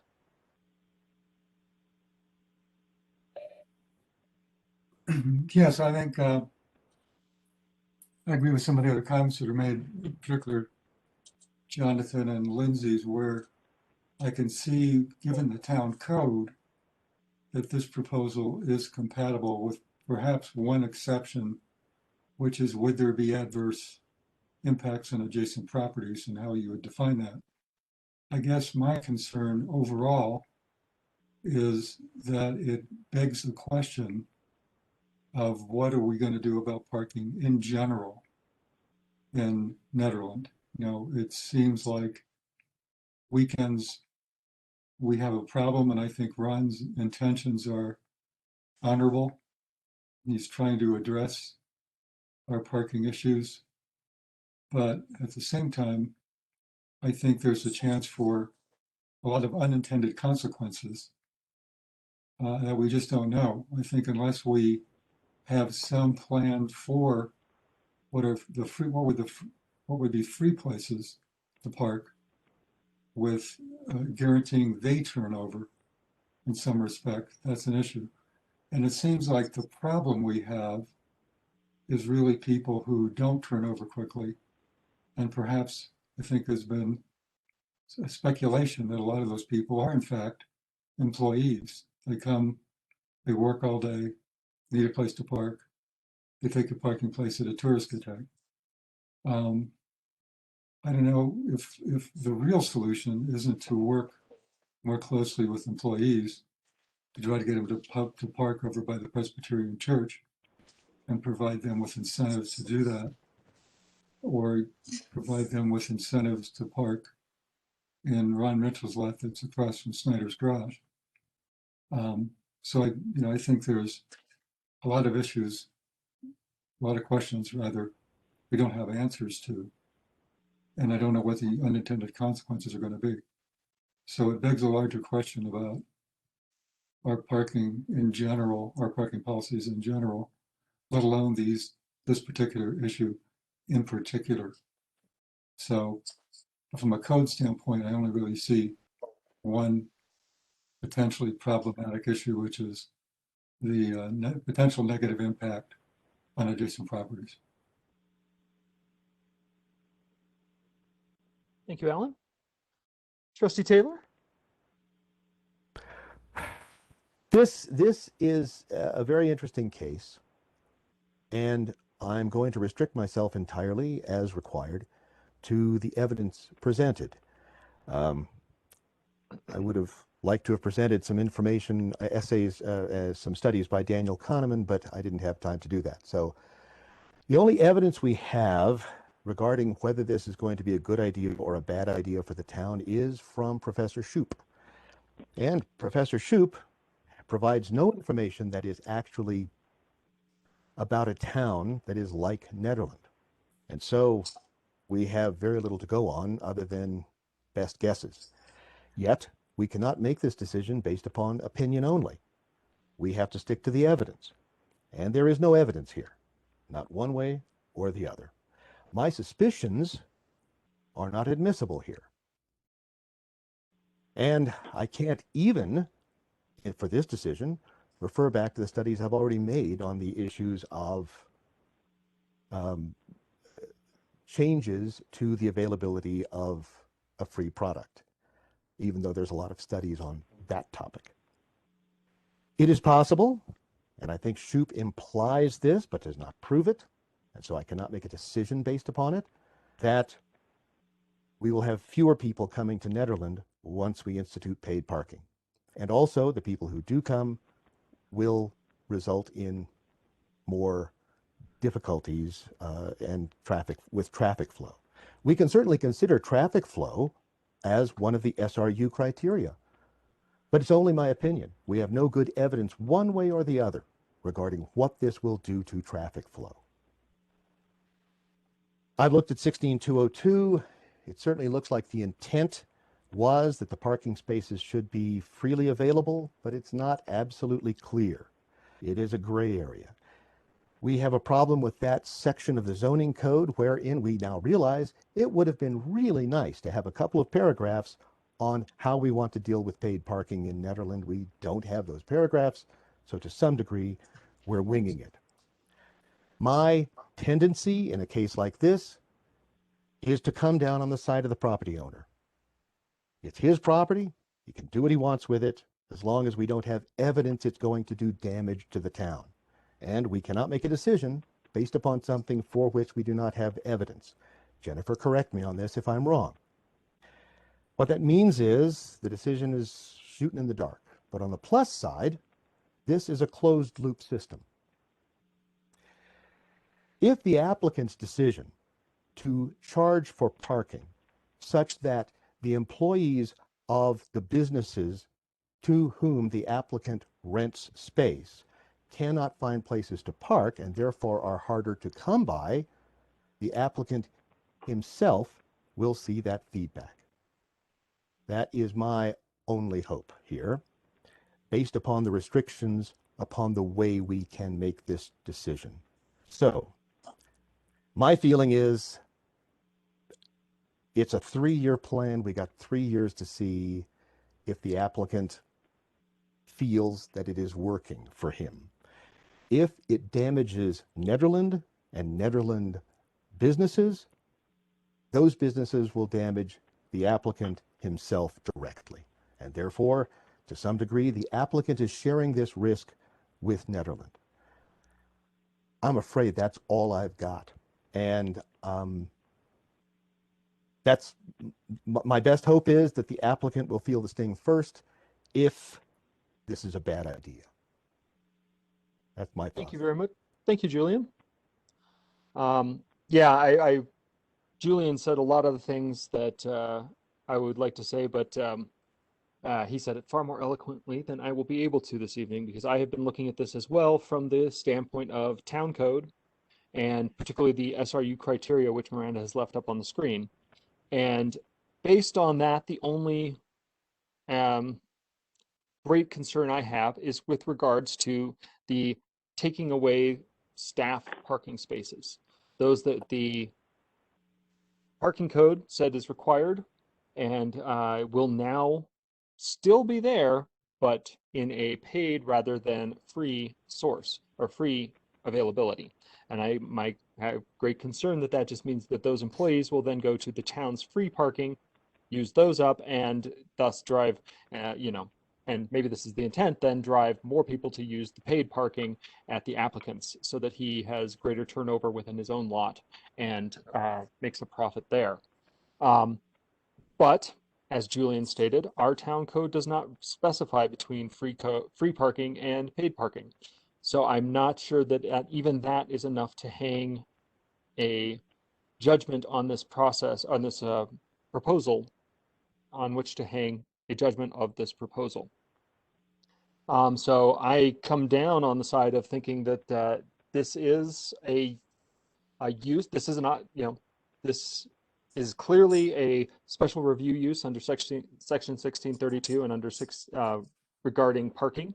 It's a lot of greater than 20 spaces. Therefore, it did need to come before the Board of Trustees, particularly since it crosses multiple properties and a great deal of the downtown area. But it is consistent with the downtown area. It is consistent with the property's uses. My personal views on whether or not this is a good project or not are irrelevant. Certainly it's not the development project we would like to see come to us from the downtown area that we've been hearing about for the last 10 years, but it is the one before us this evening. And so I think that my view is that based on a reading of town code, we do not have a great basis on which to deny this proposal. Court of Public Opinion is different, and the public can maybe speak to the applicant and in the Court of Public Opinion and make him realize, or to give him a different opinion than that of this board. But based on town code, I see this as an SRU that should be approved. Now, what that leads me to the question is, there have been requests by the applicant, and maybe Miranda, if you can go to the last slide in your presentation, the potential changes that the applicant wanted. I guess this is most of them, but not the 20% one, which I believe Trustee Coombs Ismail spoke to. The applicant has asked certain changes to it, to the SRU, the payment to the fund for the use of town spaces on 2nd Street, the town to work with CDOT to remove a free parking space west of Nature Zone, and the 20% change amount on any future modifications to the SRU. And I think given my concerns with this project and all, I am pretty much against all of these. I think, we certainly would allow certain changes in the amendments, but I think it needs to be set at a much lower level so that if it's simply eliminating 1 or 2 spaces or adding 1 or 2 spaces, fine. But anything, up to 20 spaces at 20% that would be another significant change that would need to be reassessed. So that's my personal thoughts on the options to modification. I don't think we should be pursuing the removal of any of those parking spots as the payment to the town fund or the amendments. And so I would open this up again to town board of trustees for more thoughts. We've now heard from all of us, and maybe there's been some changes to our thoughts, further discussion, further questions that come up. So I'm again going to call through in a different order this time, beginning with Trustee Apt. Mr. Mayor, I concur with what you just had to say completely. Okay. Mayor Pro Tem Baumhofer.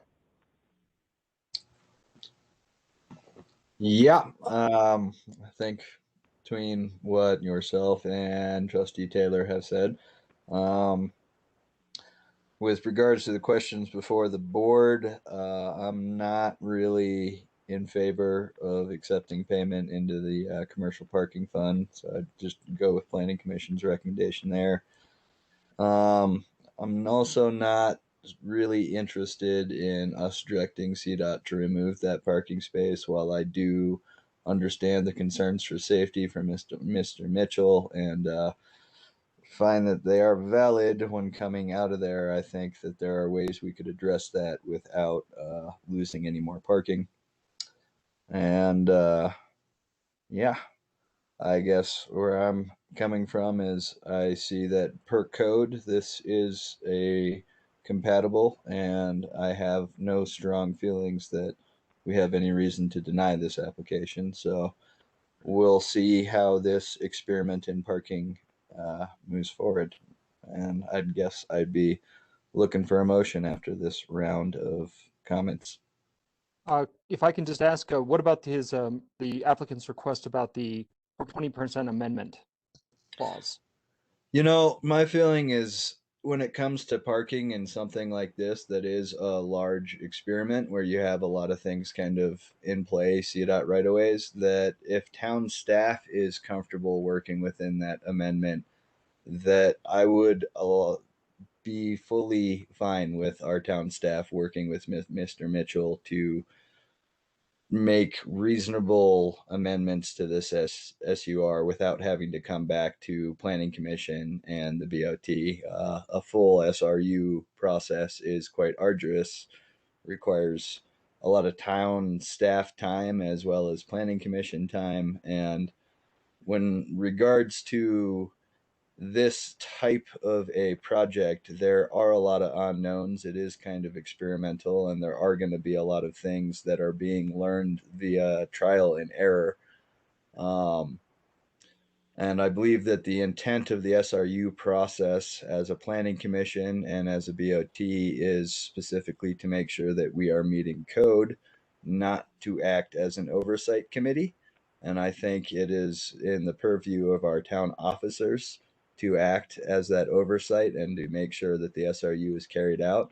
So I have no problem with the allowance of 20 or 25% of changes in this SRU, particularly because of the known unknowns in regard to this project and the fact that the applicant will be working closely with town staff regardless of if it's amending the SRU or just carrying it out. So I'm actually in favor of putting this in town staff's hand and taking it out of the boards. And I would just kind of want to echo that these boards are not supposed to necessarily be oversight in the way of micromanaging. All right. Thank you, Jonathan. Tanya. Well, I agree with almost everything that was said. What about the making an amendment to allow for employee parking? Are we still talking about that, or is that not on the table?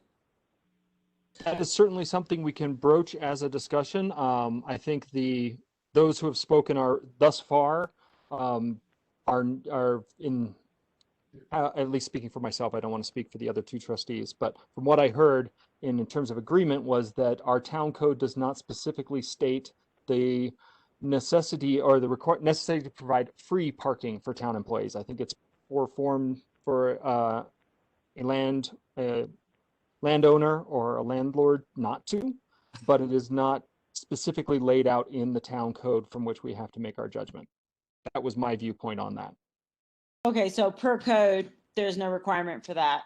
So per code, this is all good to go. And then as far as that 20%, I kind of lean more towards what you're thinking, that any changes should probably be brought back, because I mean, it's already pretty lenient. So any changes at all, or are you thinking more of a lower bar, like a 10%? Well, I'd say 10% or 5%. I mean, you know. Okay. Just trying to get clarification here. I would say 5% personally, but 10. Okay. Just because it's already pretty all over the place. So. All right. Thank you, Tanya. Trustee Taylor? So I agree with what Mayor Pro Tem Baumhofer said regarding how this is very, very experimental. I am 100% on board with that assessment. Very experimental. We have no idea what's going to happen. And yet, oddly, that causes me to come down on the other side of the decision regarding that 20%. Right. I mean, I think there's an awful lot of stuff proposed here. And my concern here would be the Edsel Edict. We're making a whole bunch of changes all over this area, and that can lead to huge problems. Those huge problems are going to be enough to worry about without thinking about, hey, I can add 20 more spaces over here. So my feeling is there's an awful lot to work with. If people vote the way I'm probably going to vote, Ron, you're going to get 105 parking spaces. You're going to get paid money for those. I think that's enough. And I do not think I'm going to come down on the side of allowing any variances in this plan as we move forward, partly because I think it is so experimental. My other issue is this. As to those parking spaces that have parking meters, it's fairly obvious that those are parking meters. It could be very clear that that's on a private property. One of the things that I would like to propose, and I don't think this is an egregious request, is that Ron's commercial parking spaces be clearly marked with his company name as private parking spaces, paid parking that have nothing to do with the town of Nederland.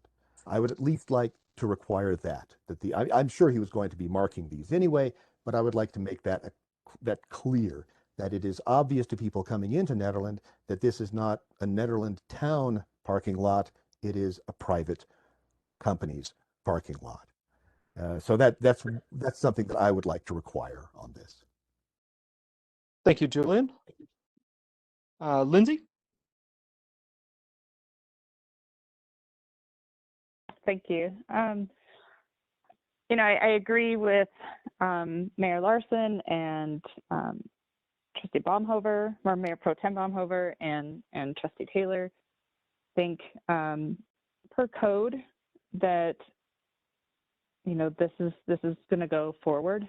I agree with Trustee Taylor, that I wouldn't feel comfortable with allowing too many variances, since this is the first time this has ever come before us, this kind of project, that giving more freedom to it seems a little reckless. So I would like to have that removed. And I think since it's not specifically spelled out in code, I'm hoping that, you know, Ron Mitchell would be willing on his own to allow for employee parking in those lots so that they don't end up taking up town property and forcing more people into his lots at his benefit. I hope that, you know, he can see that that's just, I don't know, moral, maybe ethical, but it's not spelled out in code. So I'm trying to appeal to Ron to hopefully do what I see as the right thing to do, is provide employee parking at a minimum. You know, you can charge for all your other spots whatever you want. You know, that's your property, but I just don't want town resources to be abused. Thank you, Lindsay. Trustee Coombs Ismail. Yeah, I'm just gonna have to respectfully say that everything that has been stated so far about whether or not this is consistent with town code is incorrect. It is incorrect because town code states very clearly that this has to be consistent with the comprehensive plan. It is not. This is not a criminal trial. It is not innocent until proven guilty. Nowhere in town code do I see it say that we actually, I think that we have an obligation to consider the adverse impacts, is how I'll phrase it. That we have an obligation, and it's our duty as stewards of the town to ensure that there will not be adverse impacts on adjacent properties, because that's what is stated in the code. And we have not done that due diligence. We cannot ensure that. As Trustee Taylor and others have said, this is experimental. And in that sense, I believe the burden is on the applicant to prove that we are minimizing the adverse impact of the SRU on adjacent properties and traffic flow, and that has not been done. No evidence has been provided to suggest that that has been minimized whatsoever. And both of those things are in town code. And while I do agree it is eligible for SRU, it also, even though it's not one of my primary concerns, it also does not necessarily comply with 16202, even though it isn't spelled out. I will agree with you on there, and I think that it is debatable, which is why I was not pressing that point. But in terms of points 3, 4, and 5 in section 1655, this project does not comply under town code. It simply does not. All right. Thank you, Eric.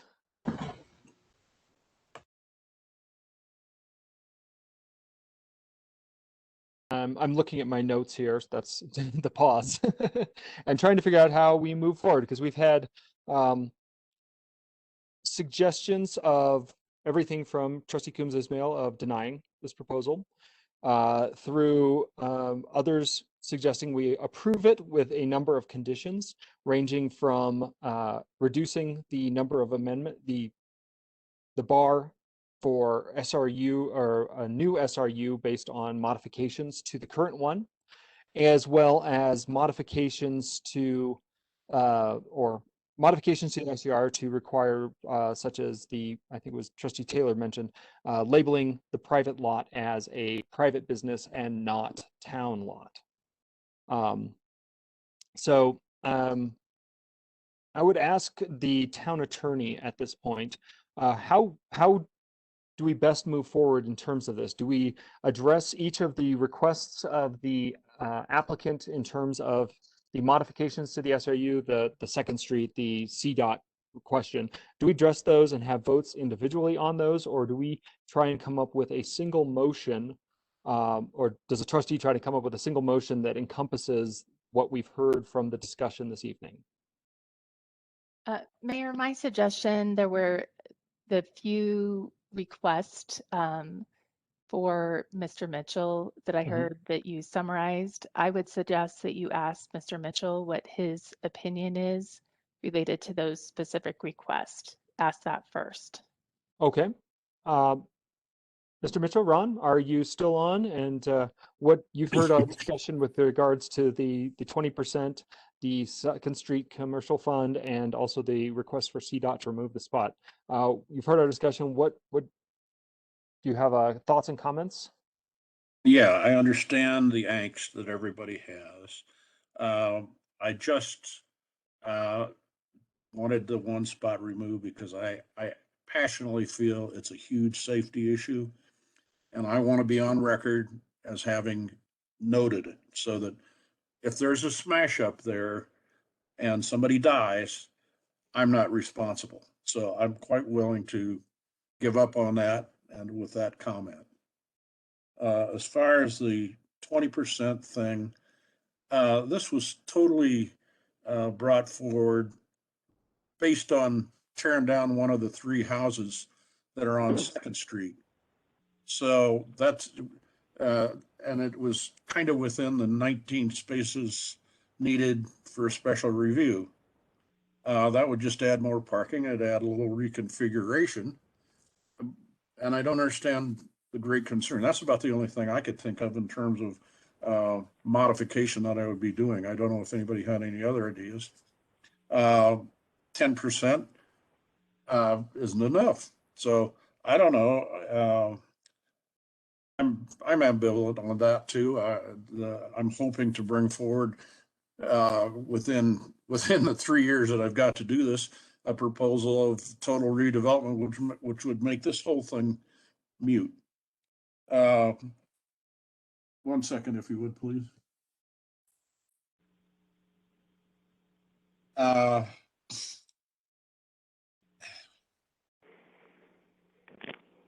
So as far as the 20% is concerned, I'm quite willing to remove it, but that's the reason it was there.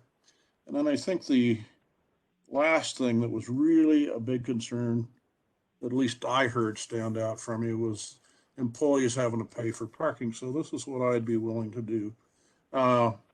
Because the lot down at the end of First Street across from Snyder's Garage cannot be part of this SRU, I would like to include that, and I'll just make that employee parking. There's 19 spaces there. I don't think at any given time on that entire block, there's any more than 19 employees on a shift. So that would address that concern, I think. So that's my comments on your comments.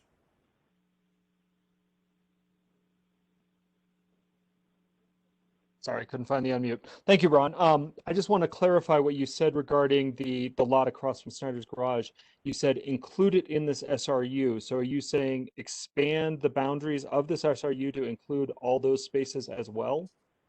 I want so this. those I don't think you need, I'm just saying I'd use those for, since it's not part of the SRU, that's where I'd put free employee parking. Okay. Okay. I heard something about including the SRU, or maybe I misheard. And so that's why I just wanted to clarify. That's why I wanted to clarify.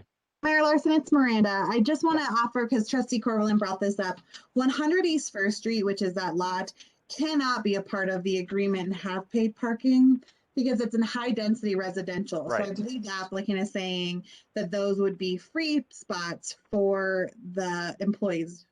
Ron, is that correct? Sorry, I was having trouble unmuting. Yes, that's correct. Okay. Okay. And thank you. Thank you for that. And this is Jennifer Matson. I mean, one thing that we could do is if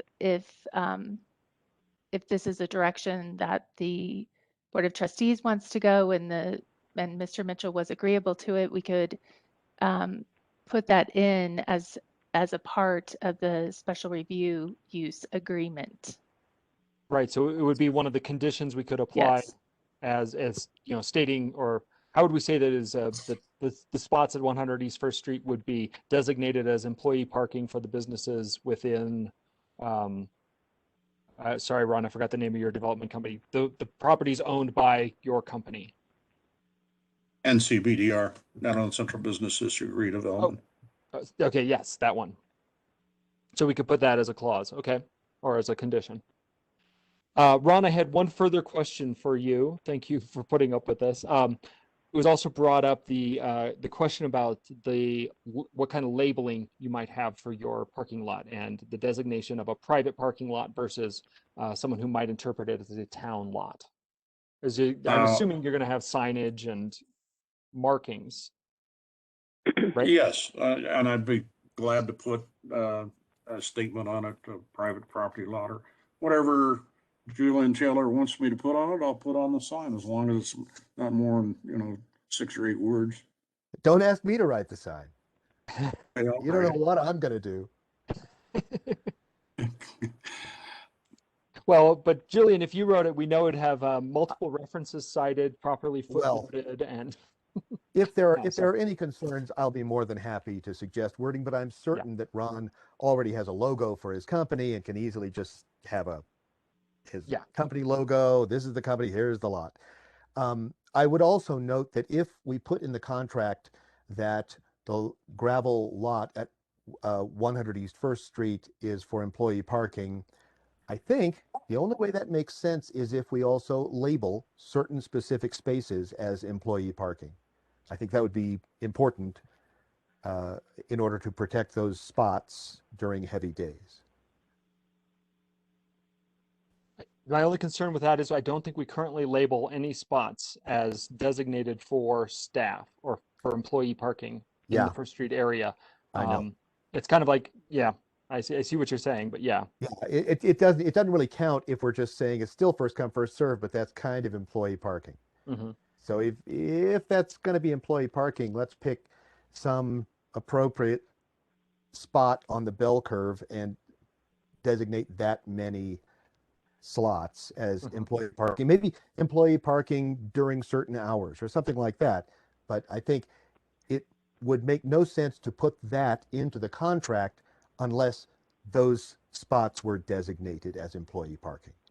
Well, there's one thing about those spots. They were put there because it was 19, which you can do without going through a special review.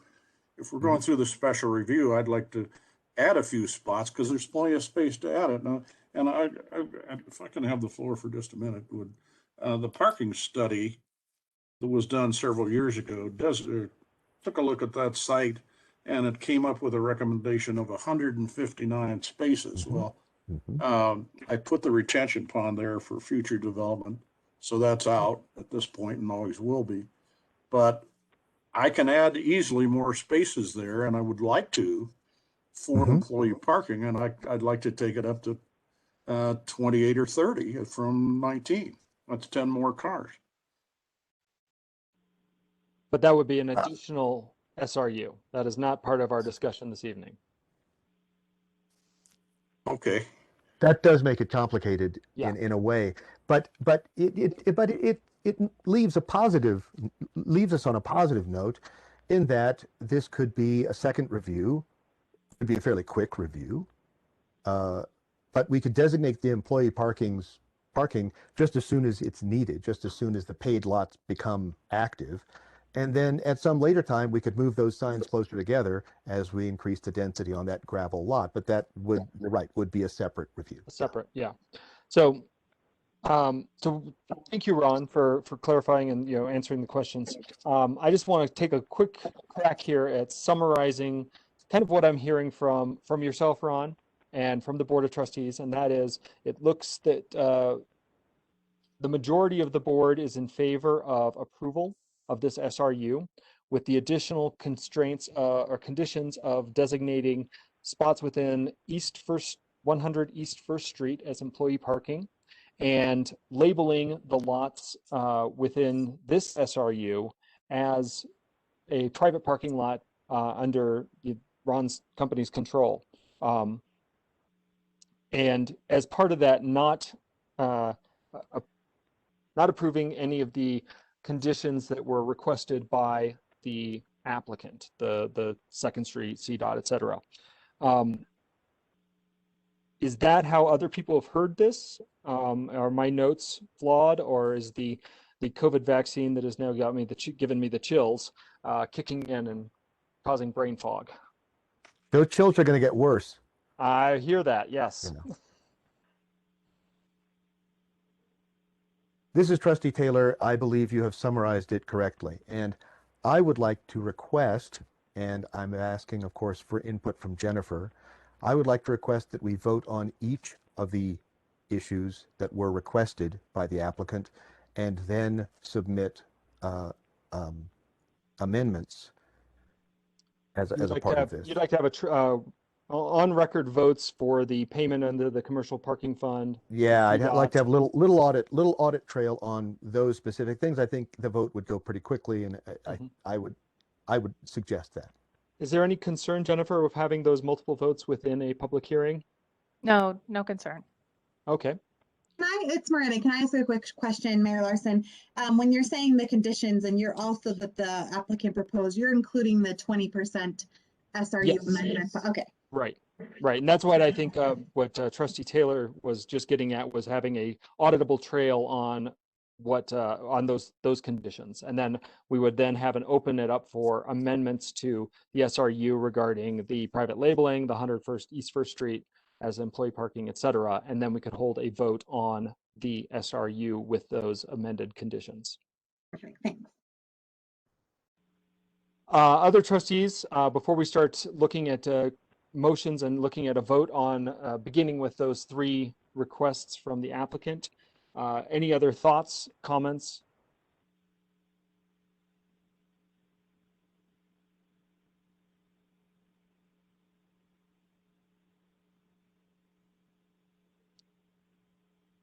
I guess just one quick comment here. While I understand that a 20% change in this, SRU would be a significant number of parking spots, and while I guess I understand the concern of other trustees of, hey, that's a large change of what we're approving. When we look at the SRU process, the whole process of the SRU is looking at, is this use compatible? And the reason that this has been requested is because the potential demolition of a building, which would then be turned into a parking lot, we're basically approving right now that that use is acceptable through the SRU process.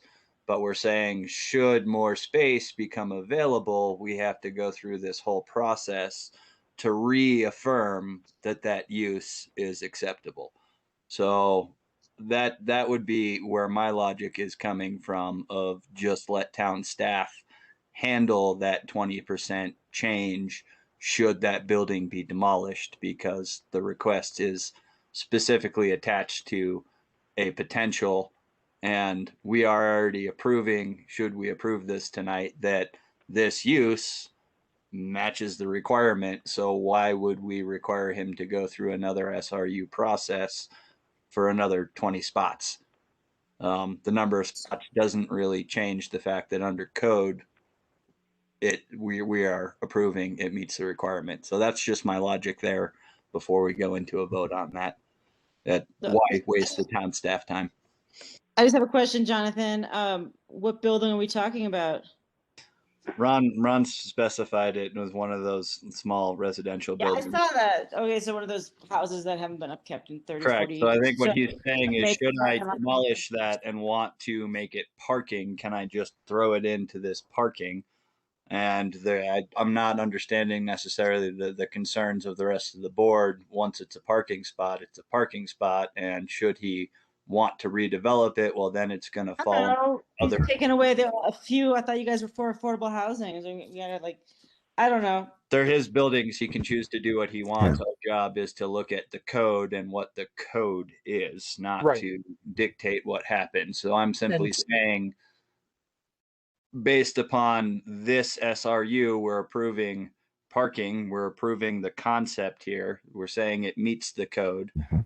The request is that should something change in this area, can we add up to 20% of these parking spots? I'm not understanding the need to put that into another SRU, and I'm kind of seeing it as a waste of town staff time as well as applicant time should that arise. But I say Julian's idea for a vote is a great idea. Yeah, I think I'm glad you. Go ahead. Let me see if I can respond to that, Jonathan, because I'm understanding where you're driving with that, and I see the merit of your argument. But my concern is that the current SRU agreement as defined does not designate that building, nor does it designate how that parking lot would be put together. And if that really is an important part of this SRU, I would have preferred to have seen that incorporated as part of the narrative. So if we're approving this narrative and then we're approving 20% of anything, that building is not in the narrative. And for that reason, there are a number of ways that the applicant could add 20 parking spaces that may not be compatible with what we're thinking through here. And as we're all seeing, this is a complicated thing for us to think through because paid parking is so fantastically unusual for Nederland. It is a big deal. So my concern is that that's not part of the narrative, so that's not part of what we're voting on. So it doesn't have to be that building. It could be anything. And it may not be the right way to go. If Ron wants, as a part of this process, to add demolition of that building and add a drawing of that parking lot and then come back a little later, if that's legal, Jennifer, I don't know if that's legal, then we could certainly just reconsider it and just add that parking in. I see your points, and I can agree those are valid points. I guess my thought was just that if it's not compatible, town staff would simply say that and know that. And being that the town staff we would be approving to handle this are directly in control of our building departments, and in fact, probably know more about this than we do. My thought was simply maybe let the town officers handle it. But I hear your points. I have absolute faith in our town staff, but the question is more of, is this actually town staff's role? I think it's more a role issue in my thought. And I'm entirely okay with saying, we're going to put a pin in this and Ron, come back with a drawing on how you're going to remove that building and replace it with a parking lot, how many parking spaces are, and pick it up where we left off. But it would need to be spelled out. That's my concern. I don't want to do that. Fair enough. All right. What this issue of 20% reveals is that there is an inherent issue with this actually being a use that should be approved according to our town code. And by the 20% issue really, I think, drives that forward, that there's kind of an inherent contradiction here. There is a question as to what, I mean, at 20% could then be done again, right? And so we could have 20% changed and then 20% changed again, and then 20% changed again and 20% changed again. There's enough property that Mr. Mitchell owns in this area that would suggest that that was completely possible. We could knock down every single building and pave over the entire thing with a parking lot if we allowed that 20% provision to stay in there. But it also suggests that perhaps designating these properties and allowing them under this SRU to be paid parking is inherently problematic and actually not in alignment with our code as it is written. So what specific aspects of the code is it not in alignment with? I mean, with the three aspects that I brought up, which are that there is no evidence to suggest that this minimizes adjacent properties and traffic flow, the impact on adjacent properties and traffic flow. It is not consistent with the comprehensive plan, which has already been ignored once when I was on this board as an SRU item came up. The comprehensive plan is listed very clearly in the code. This is the code, right? And so in that sense, it should be consistent with the comprehensive plan. And if it's not, it should not be approved. And we do not know if the town has the capacity to serve this proposed use. And if we're not doing our due diligence if we don't know that. We just do this, approve this experimental use for a bunch of properties in our central business district downtown. We're essentially just throwing caution to the wind here and saying, we don't know what's going to happen, but let's let it happen anyway, even though it does not comply with 3 out of the 5 points that are SRU criteria written in our code. Well, I think there's agreement that it does actually comply. I can hear your disagreements with certain aspects of the comprehensive plan. With regards to evidence, I think Julian explained that and nailed it earlier, that there is neither evidence to prove harm nor evidence to prove benefit. Fact is there's not a lot of evidence, and any evidence that you could have based, whether it's the evidence provided by the applicant provide, I'm simply going to look at and go, this is the town of Netherland. We're not going to know till we try.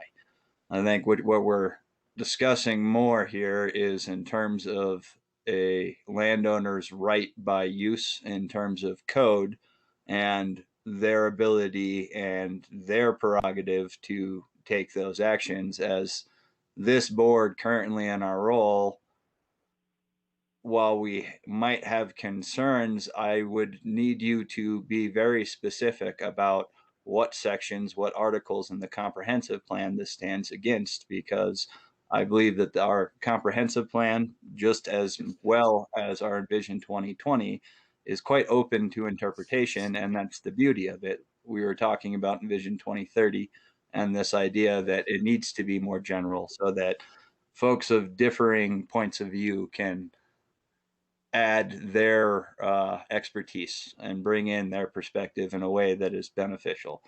So, Eric, I'm concerned. I see where you're coming from.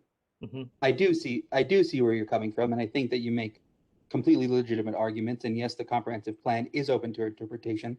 There are aspects of the comprehensive plan that explicitly call for infill, that explicitly call for parking on the edges of town in, as stated, pods to promote walking. This does neither of those. And so in that sense, I would say it is not congruent with the comprehensive plan, but it is open to interpretation, and that I will concede.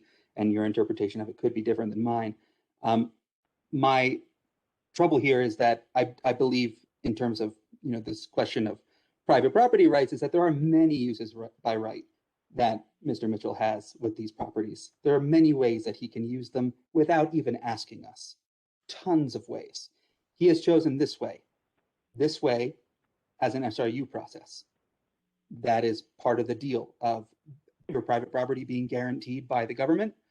The government can put stipulations on that. That's how private property works. This is an SRU process. There are 5 points here. 3 of these points, I think, can be clearly argued to not be met by this particular application. I'm really compelled by the idea of paid parking, and we might even want to consider having paid parking in Netherland spots on public property. I'm trying to look at what this SRU process says in the code, trying to evaluate these 5 points, and it seems clear to me that this does not meet 3 of those points, and that is my primary concern. I have plenty of personal problems with the way that this plan would be implemented. I do think it's fairly harebrained, and I don't think it's a very good plan, but that's completely irrelevant to these 3 points. And I do think the burden is on the property owner to prove that this will minimize adverse impacts and to prove that this can be served by the town. And if he is not going to offer any evidence to suggest that it can be, this is to his financial benefit that he offer that evidence, and he has not. So why should we give the benefit of the doubt to one private property holder rather than to the town as a whole? And that seems to me to be bad stewardship and bad governance.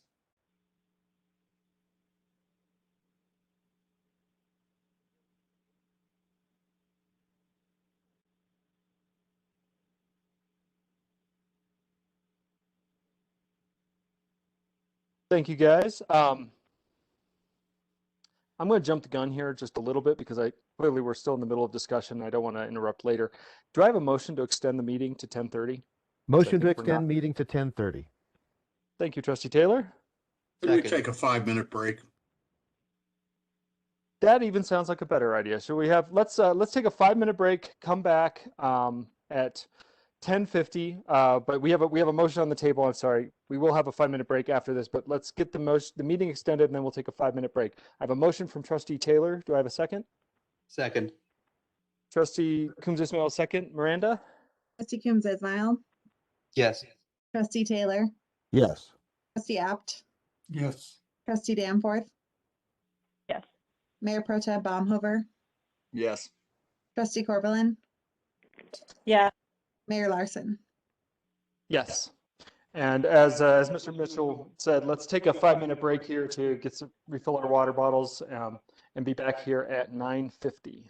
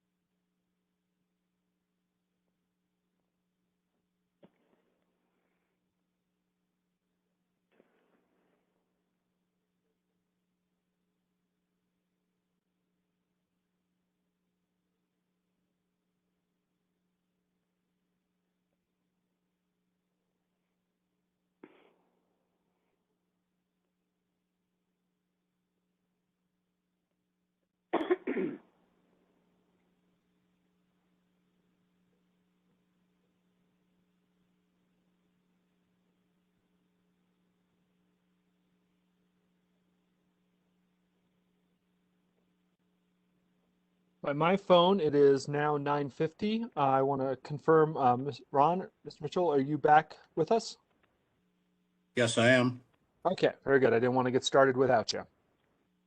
I really appreciate all the positions the board has shared tonight.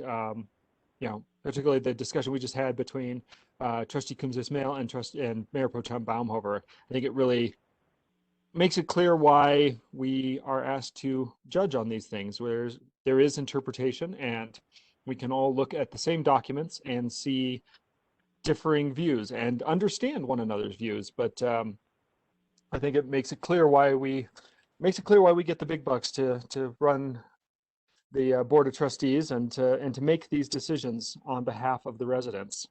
So I really want to thank all the trustees for the discussion we've had tonight and for the obvious deep thought and research we've all put into this. It was obviously a lot of material in the packet, and we've looked into that. We've reread other documents and dug into the materials referenced within the project proposal. So I think it's been a really good discussion this evening.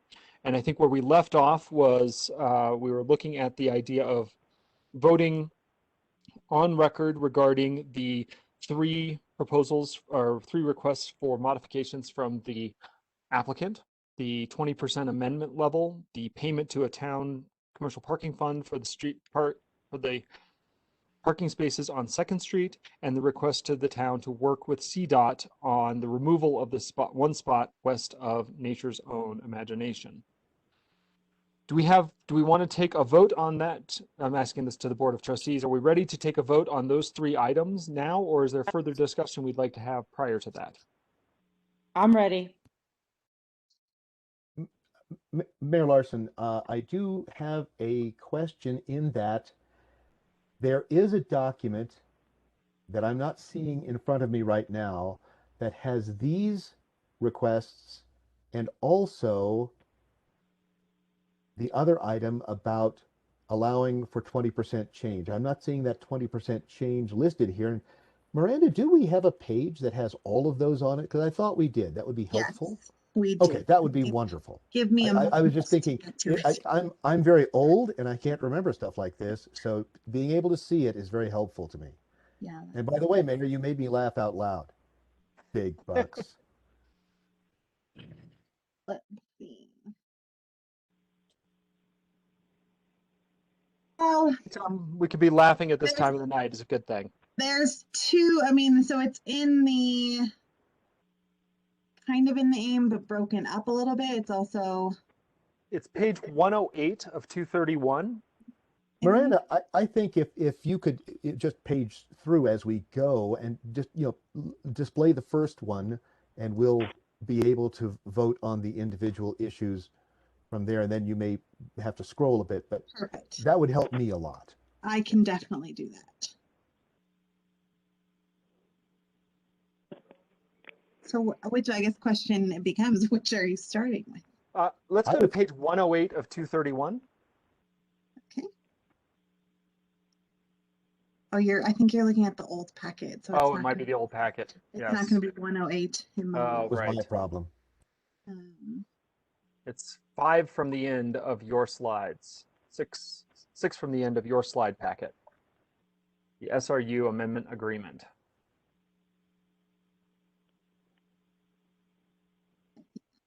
From the amendment agreement, although that doesn't reference the right of way, but it doesn't matter. We can get back to that.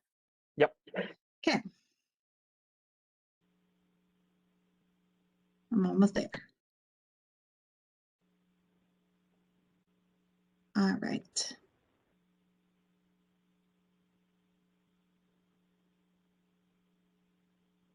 So we want the 20.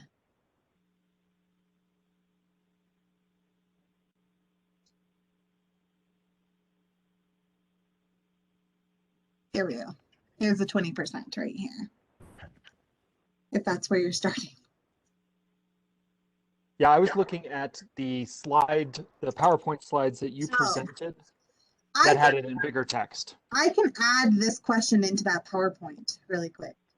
Okay, there was That would be wonderful. versus PC bot review that had the Right. 20%, and on the next page had the right of way and the nature zone.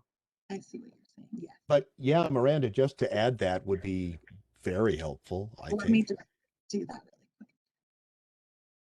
I apologize, having trouble keeping myself organized.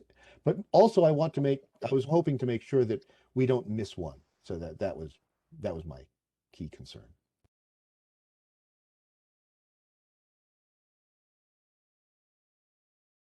Okay. Yeah, because almost everything is on that slide except for the 20% agreement. Yeah. Questions before the BOT? All right, it's in there. Hold on. We're getting there. Okay, there we go. These are your 3 questions. Okay. Very good. Thank you. So let's do we have a motion on the first? Shall I be the guinea pig? I was going to say, I think maybe we'll just designate you to give us our motions. Okay. Give me a moment.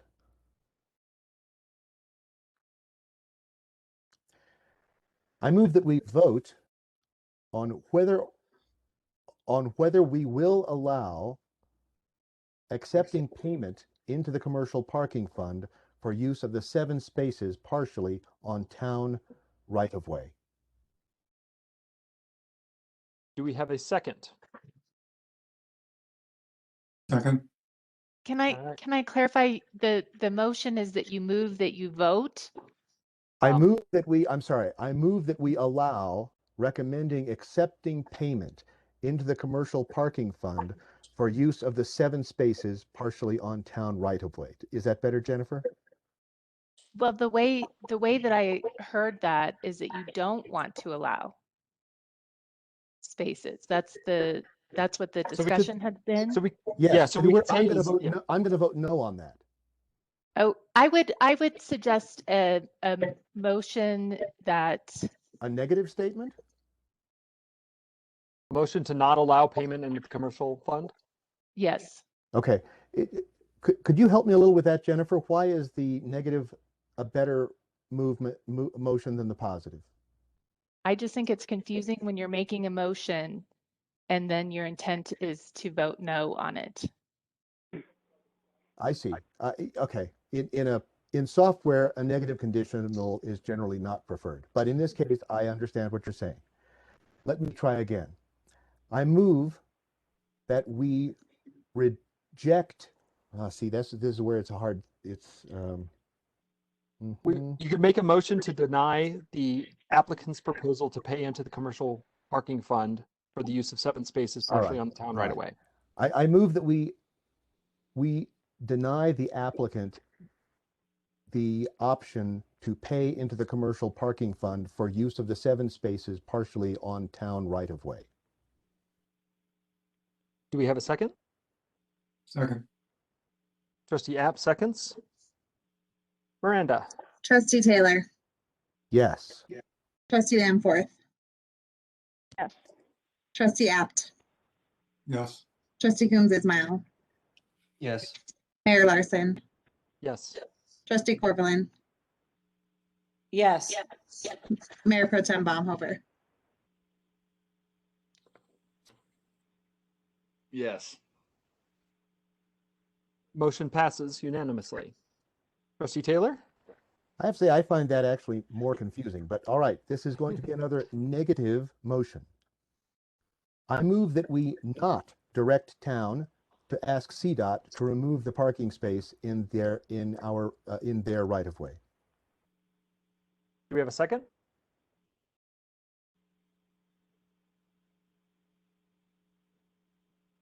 Sorry, I didn't hear that. Could you please repeat that?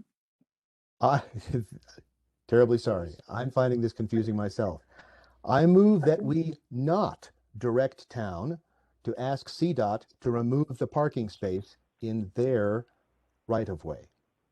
I second. We have a motion and a second. Miranda? Mayor Larson. Yes. Trustee Coombs Ismail. Yes. Trustee Danforth. Yes. Trustee Taylor. Yes. Mayor Pro Tem Baumhofer. Yes. Trustee Corvallin,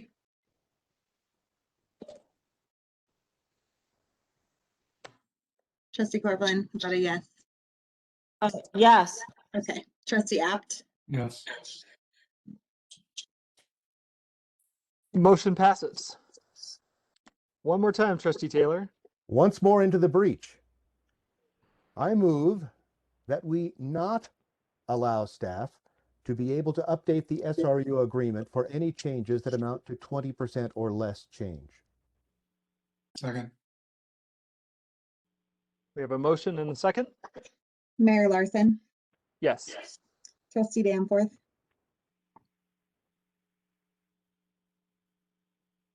I might have a delay. Sorry, Trustee Danforth, are you? Yes. Okay. Trustee Apt, Yes.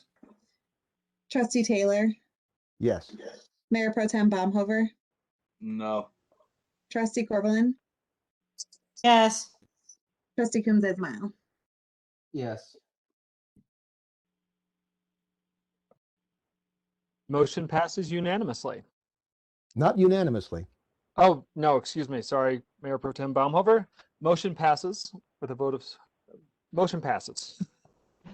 Are there any other, are we missing any, or was that, were those the only three that we were discussing? I think those were the only three we were discussing. Those were the only three. All right, very And fine.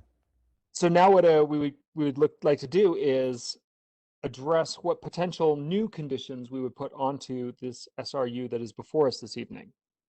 Does anyone have a motion for a condition they would like to add to the SRU? Motion that condition be placed on the SRU that employee parking is provided in the lots across from Snyder's garage. I second that motion. Should we give it an actual address because there's two roads across from Snyder's garage? Is that 100 East First Street? 100, yeah, 100 East First. Thank you. Did not know the address. Okay, so we have a motion regarding employee parking and a second. Miranda? Mayor Larson. Sorry. Oh, Nope. Go ahead. sorry. Do we need to specify the number of spaces? I think that's specified in code. Okay. So so this motion would be according to Code. code. Friendly amendment to put in the number of employee spaces according to town code. I'll take it. A friendly amendment, I would like to make a friendly amendment that the spaces be clearly marked as employee parking. Jonathan? Is that acceptable? We could do that as a separate in terms of labeling. Let's do that separate. Certainly could. All right. So we have a motion on the table regarding designation of the required number of employee parking spaces as in town code at 100 East First Street. We have a motion and a second on this. Second. A second. Miranda? Mayor Larson, Yes. Trustee Danforth, Yes. Trustee Apt, Yes. Trustee Coombs Ismail, Yes. Mayor Pro Tem Baumhover, Yes. Trustee Corvallin, Yes. Trustee Taylor. Yes. Motion passes. Do we have any further motions regarding conditions to put on the SRU? I move that the public parking, that the parking spaces provided by the applicant be clearly marked as the possessions of that applicant, and that the parking fees to be charged be included on that signage. I'll second. We have a motion and a second. Miranda? Mayor Larson, Yes. Trustee Taylor, Yes. Trustee Apt, Yes. Trustee Danforth, Yes. Mayor Pro Tem Baumhover, Yes. Trustee Corvallin, Yes. Trustee Coombs Ismail. Yes. Motion passes. Any further conditions? I think I will move that the employee parking designated at 100 East First Street have those employee spaces clearly marked as employee spaces, although those spaces may also be restricted to particular time periods. How many spaces? The spaces that are designated in the prior motion. The required number by town code, which we voted on a couple of motions Yes. ago. So offsetting the ones taken from behind the businesses. We have a motion. Do we have a second? Or do we have a second? Did Trustee Danforth second? I'll second. It was not as popular as I thought it would be. Well, we have a motion and a second on the table. Miranda, would you please call the vote? Mayor Larson, Yes. Trustee Taylor, Yes. Trustee Apt, Yes. Trustee Coombs Ismail, Yes. Mayor Pro Tem Baumhover, No. Trustee Danforth, Yes. Trustee Corvallin. Yes. Motion passes. Do we have any further conditions? Would you restate that last condition for me, please? Let me see if I can make it more clear. Not in the form of a motion, I guess it is easier to understand. I have made a motion that the employee parking spaces at 100 East First Street be clearly designated as employee parking spaces. And I have allowed in this motion that those spaces may be designated for a set period of time. Meaning, Ron, that you could say after 6 o'clock, this is not an employee parking space. To be reviewed and discussed with staff.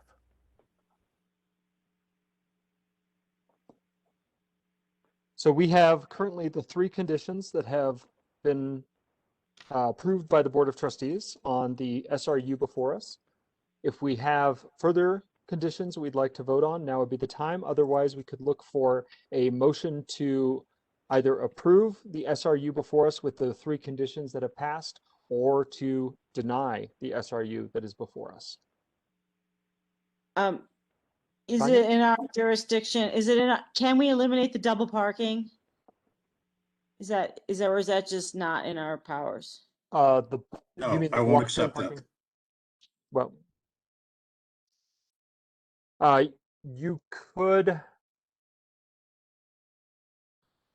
I'm trying to think here. Sorry, Tanya. I'm fading Well, fast Ron here. said he wouldn't even go for it. So, Okay. I mean, I think you could make a motion, and we could have a discussion about it. But obviously, it would then open questions regarding. It could be a sort of a pocket denial type of thing. sure. It is your choice, of course, to go that route. I don't really care. I would never give anybody my keys, but I won't pursue this. All right. So we are there any other conditions people would like to make, or a motion regarding the SRU in general?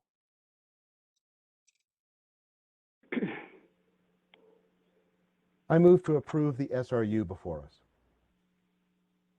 With the 3 conditions? Yes, add that language, please, to the motion. With the 3 conditions as presented. We have a motion. Do we have a second? Second. Trustee Apt has seconded. And just for the record and to remind everyone, the 3 conditions we have placed upon this SRU is the designation of the number of employee parking spaces as required in town code to be designated at 100 East First Street. That the parking lot under question in this SRU will be labeled as that of a private entity and not the town of Netherland, and that the prices of that parking will be included on the sign, and that the employee spaces at 100 East First Street will be designated as such, with a possibility of the time limits on when those are employee parking spaces. Any final comments before I call the vote? If not, Miranda, please. Sorry. I'm sorry, was there a second? Yeah, there was a second from Trustee Yap. Okay. I was just reiterating what the three were for the record.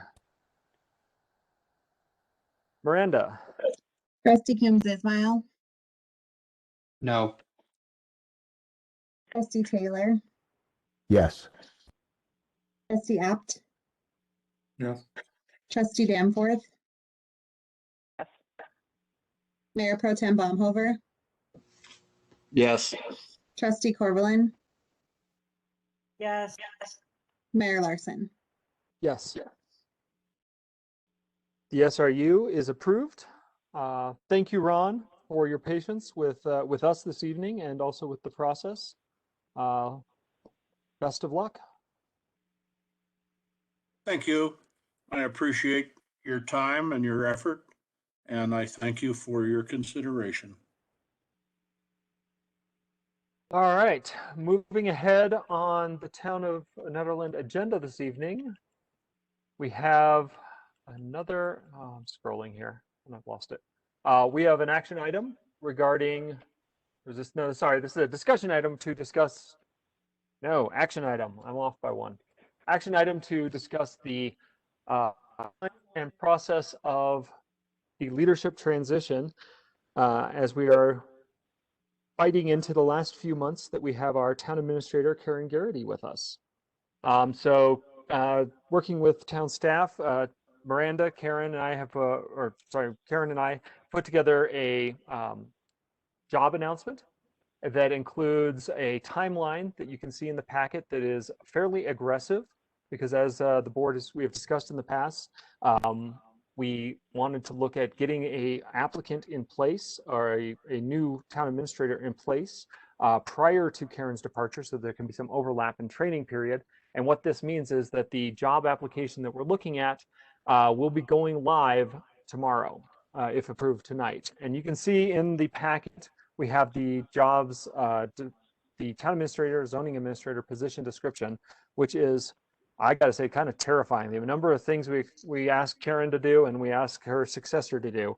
It's a lot, and I really just makes me that much more thankful for the time and the hours you put into this over the last few years, Karen. Karen, did you have more you wanted to say on this? Well, really, the only thing I wanted to do is just let folks know that we're wanting to get this posted tomorrow, like you said, and we did include the job description, which has been really beefed up, and especially to include more about being the zoning administrator and also being involved in emergency preparedness, response, and recovery, and how really critical that is as well. And so really just looking for your approval to go ahead and get that posted.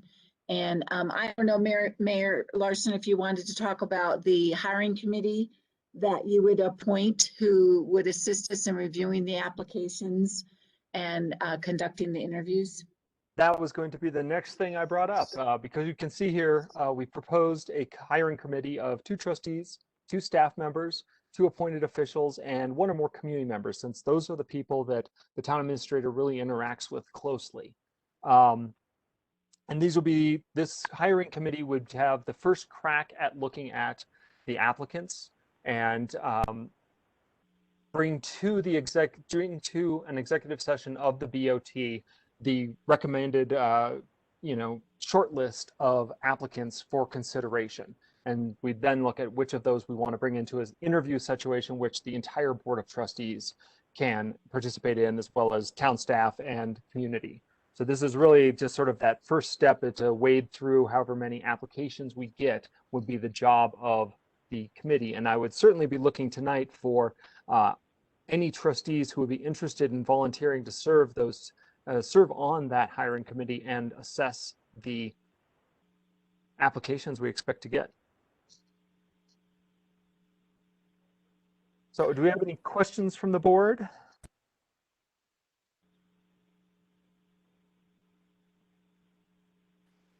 I think the timeline looks very good. Tight, Okay. but I think it's doable. Mm-hmm. And I will volunteer to be on that board. Well, thank you, Julian. Actually, I have a quick question to Karen. I know this is listed as an action item. Do we actually need to vote on posting the job description and application tomorrow, or is it more of a not a for type of thing? You know, a not a for, I think, is good enough. Mhm. You know, this isn't a policy. Right. We're not changing the budget or anything. The money's all been budgeted already for the position. So, no, I mean, I think not a for is fine. Okay. It's really a courtesy information, let you guys know what's going on. Yep. Yeah. Trustee Apt, any questions, thoughts, comments? Looks good to me. Okay. Trustee Coombs Ismail? Looks very good to me, and I'd also volunteer if there needs to be another trustee on that. Oh, okay. Trustee Taylor, thank you. You've already spoken up. Mayor Pro Tem Baumhofer? Everything looks in order to me. All right. Trustee Danforth? Looks good to me. And Trustee Corvallin? Yep, also good. Thanks. Awesome. That sounds like a not a for to me. But we do have this listed as an action item, so I will open up the floor to public comment. If anyone from the public has stayed with us for the last 3.5 hours and would like to speak on the job description and application process, now would be your opportunity.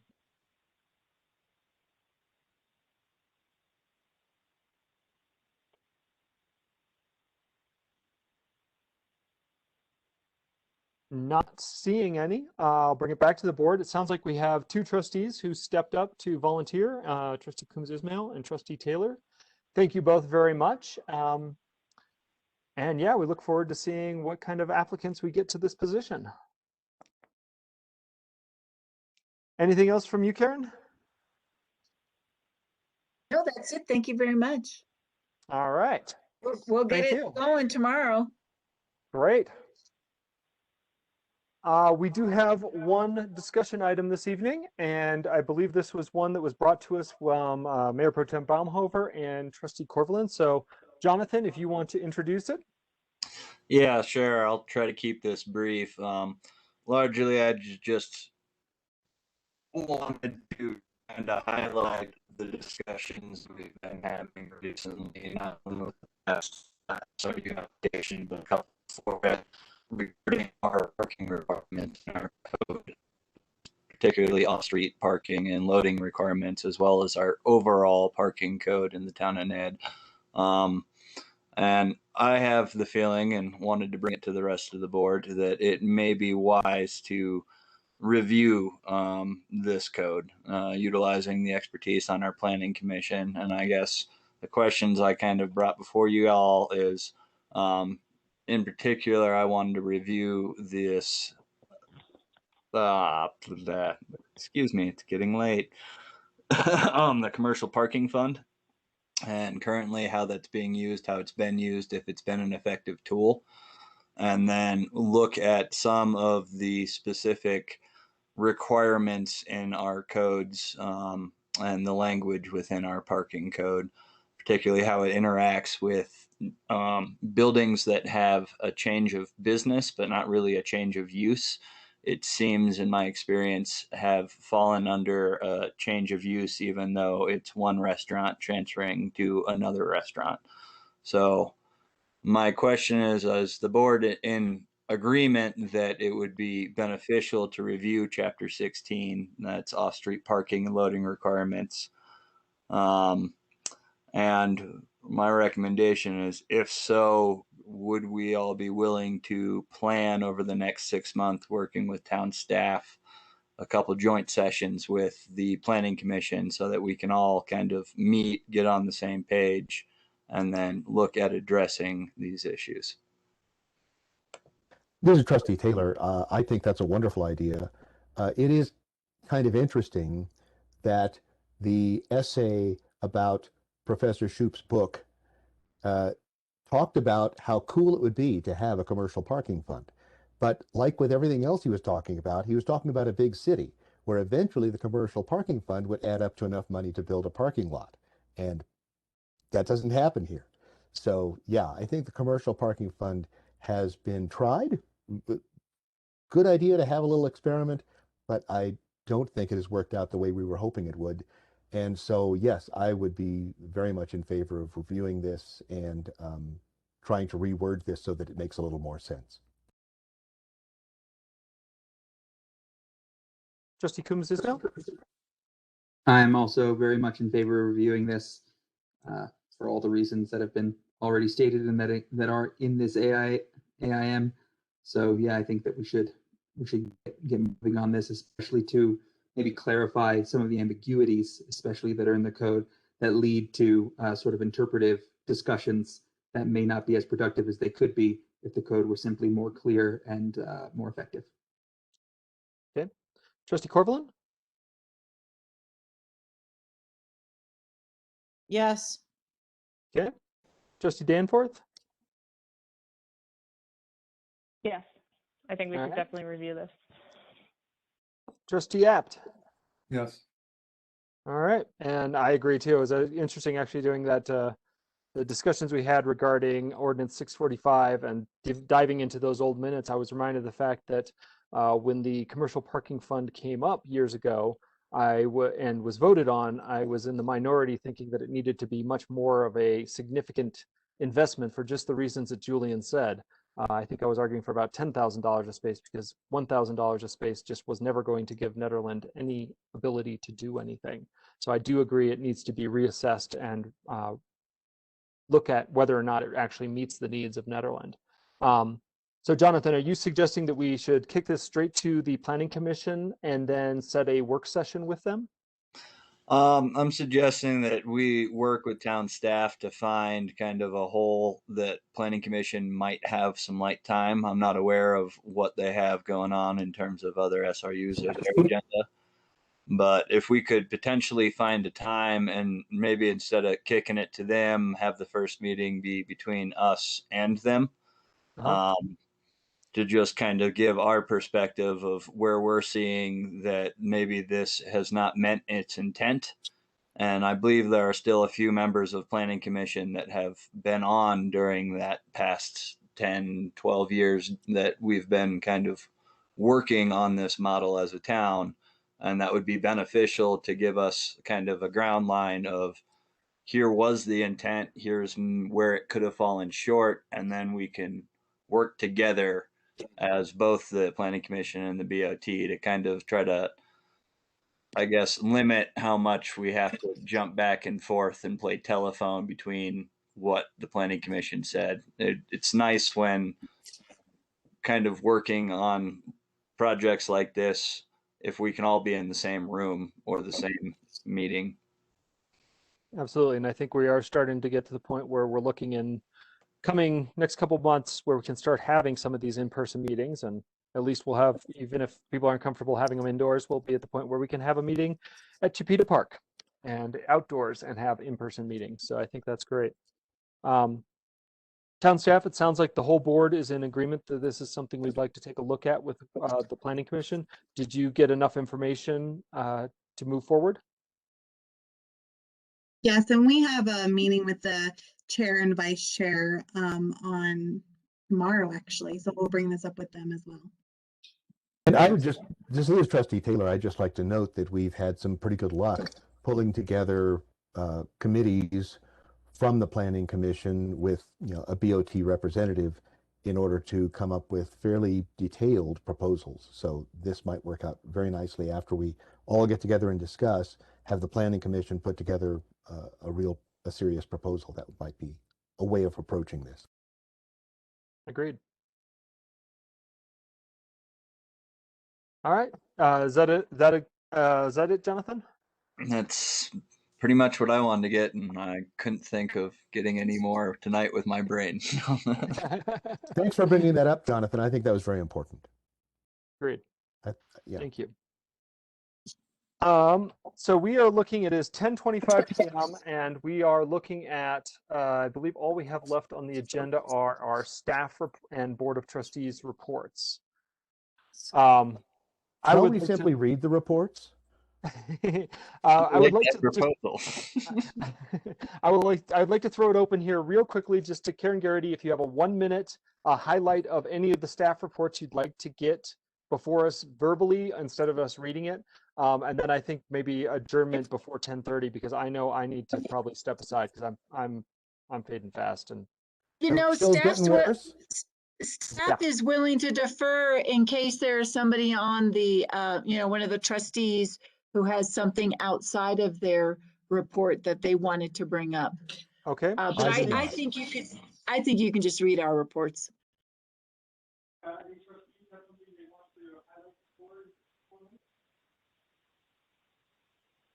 I think you were muted. I think we had potentially a wave of internet problems because we just lost everybody at the same time. Oh, I see that. Yeah. Went from 20 to 6. And so we're going to need to have people jump back on in order to appropriately adjourn the meeting. I'll start sending some.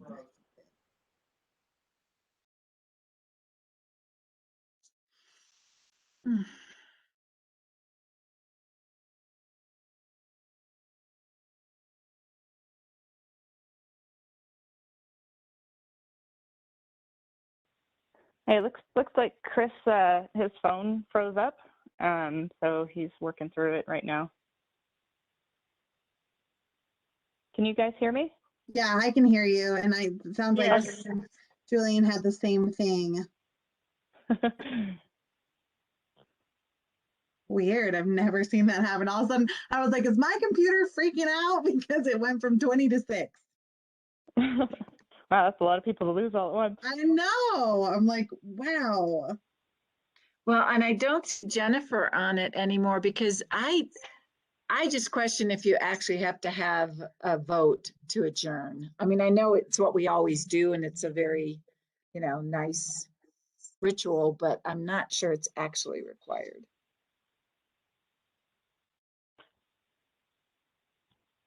I'm going to text her. Otherwise, Lindsay could call on her own.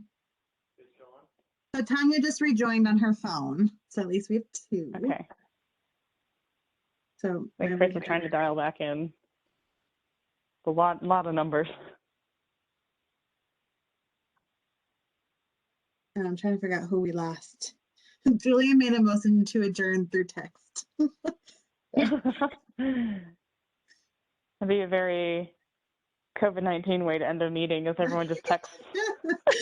Yeah, agreed. It feels very COVID-19. All right, there's everyone back. That's Looks so like people weird. came back on. We got them all back at one time. There we go.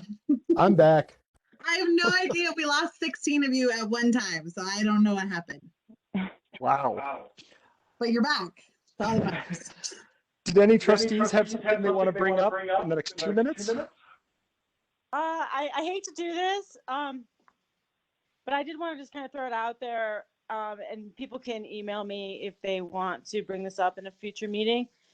But does anybody have an opinion on the Sundance? I want to say remodeling, but it's more than that. Using it as a community significance in order to be able to be rezoned, in order to do the project they're doing. And so if anybody wants to discuss that with me via email and maybe have a position as the BOT, since they are trying to say they're of community significance and we are the nearby community, even though it is out of our town of Ned limits. I do think it would be beneficial to have a letter to the commissioners. So let me know if anybody's interested in following up on that. And if we can get that on the agenda to maybe come up with something together or not, maybe we don't agree. All right. Thank you. Yeah, Tanya, if a couple people get in touch with you, let me know and let town staff know, and we'll look at getting it on the next meeting agenda. Okay, thanks. Anyone else? I move to adjourn. Trustee Taylor. We have a I'll motion. second. We have a motion and a second. Miranda, before we all get cut off again. Mayor Larson, Yes. Trustee Danforth, Yes. Trustee Apt, Yes. Trustee Taylor, Yes. Trustee Corvallin, Yes. Trustee Coombs Ismail, Yes. and we actually lost Mayor Pro Tem Baumhover, so he is not going to be able to vote.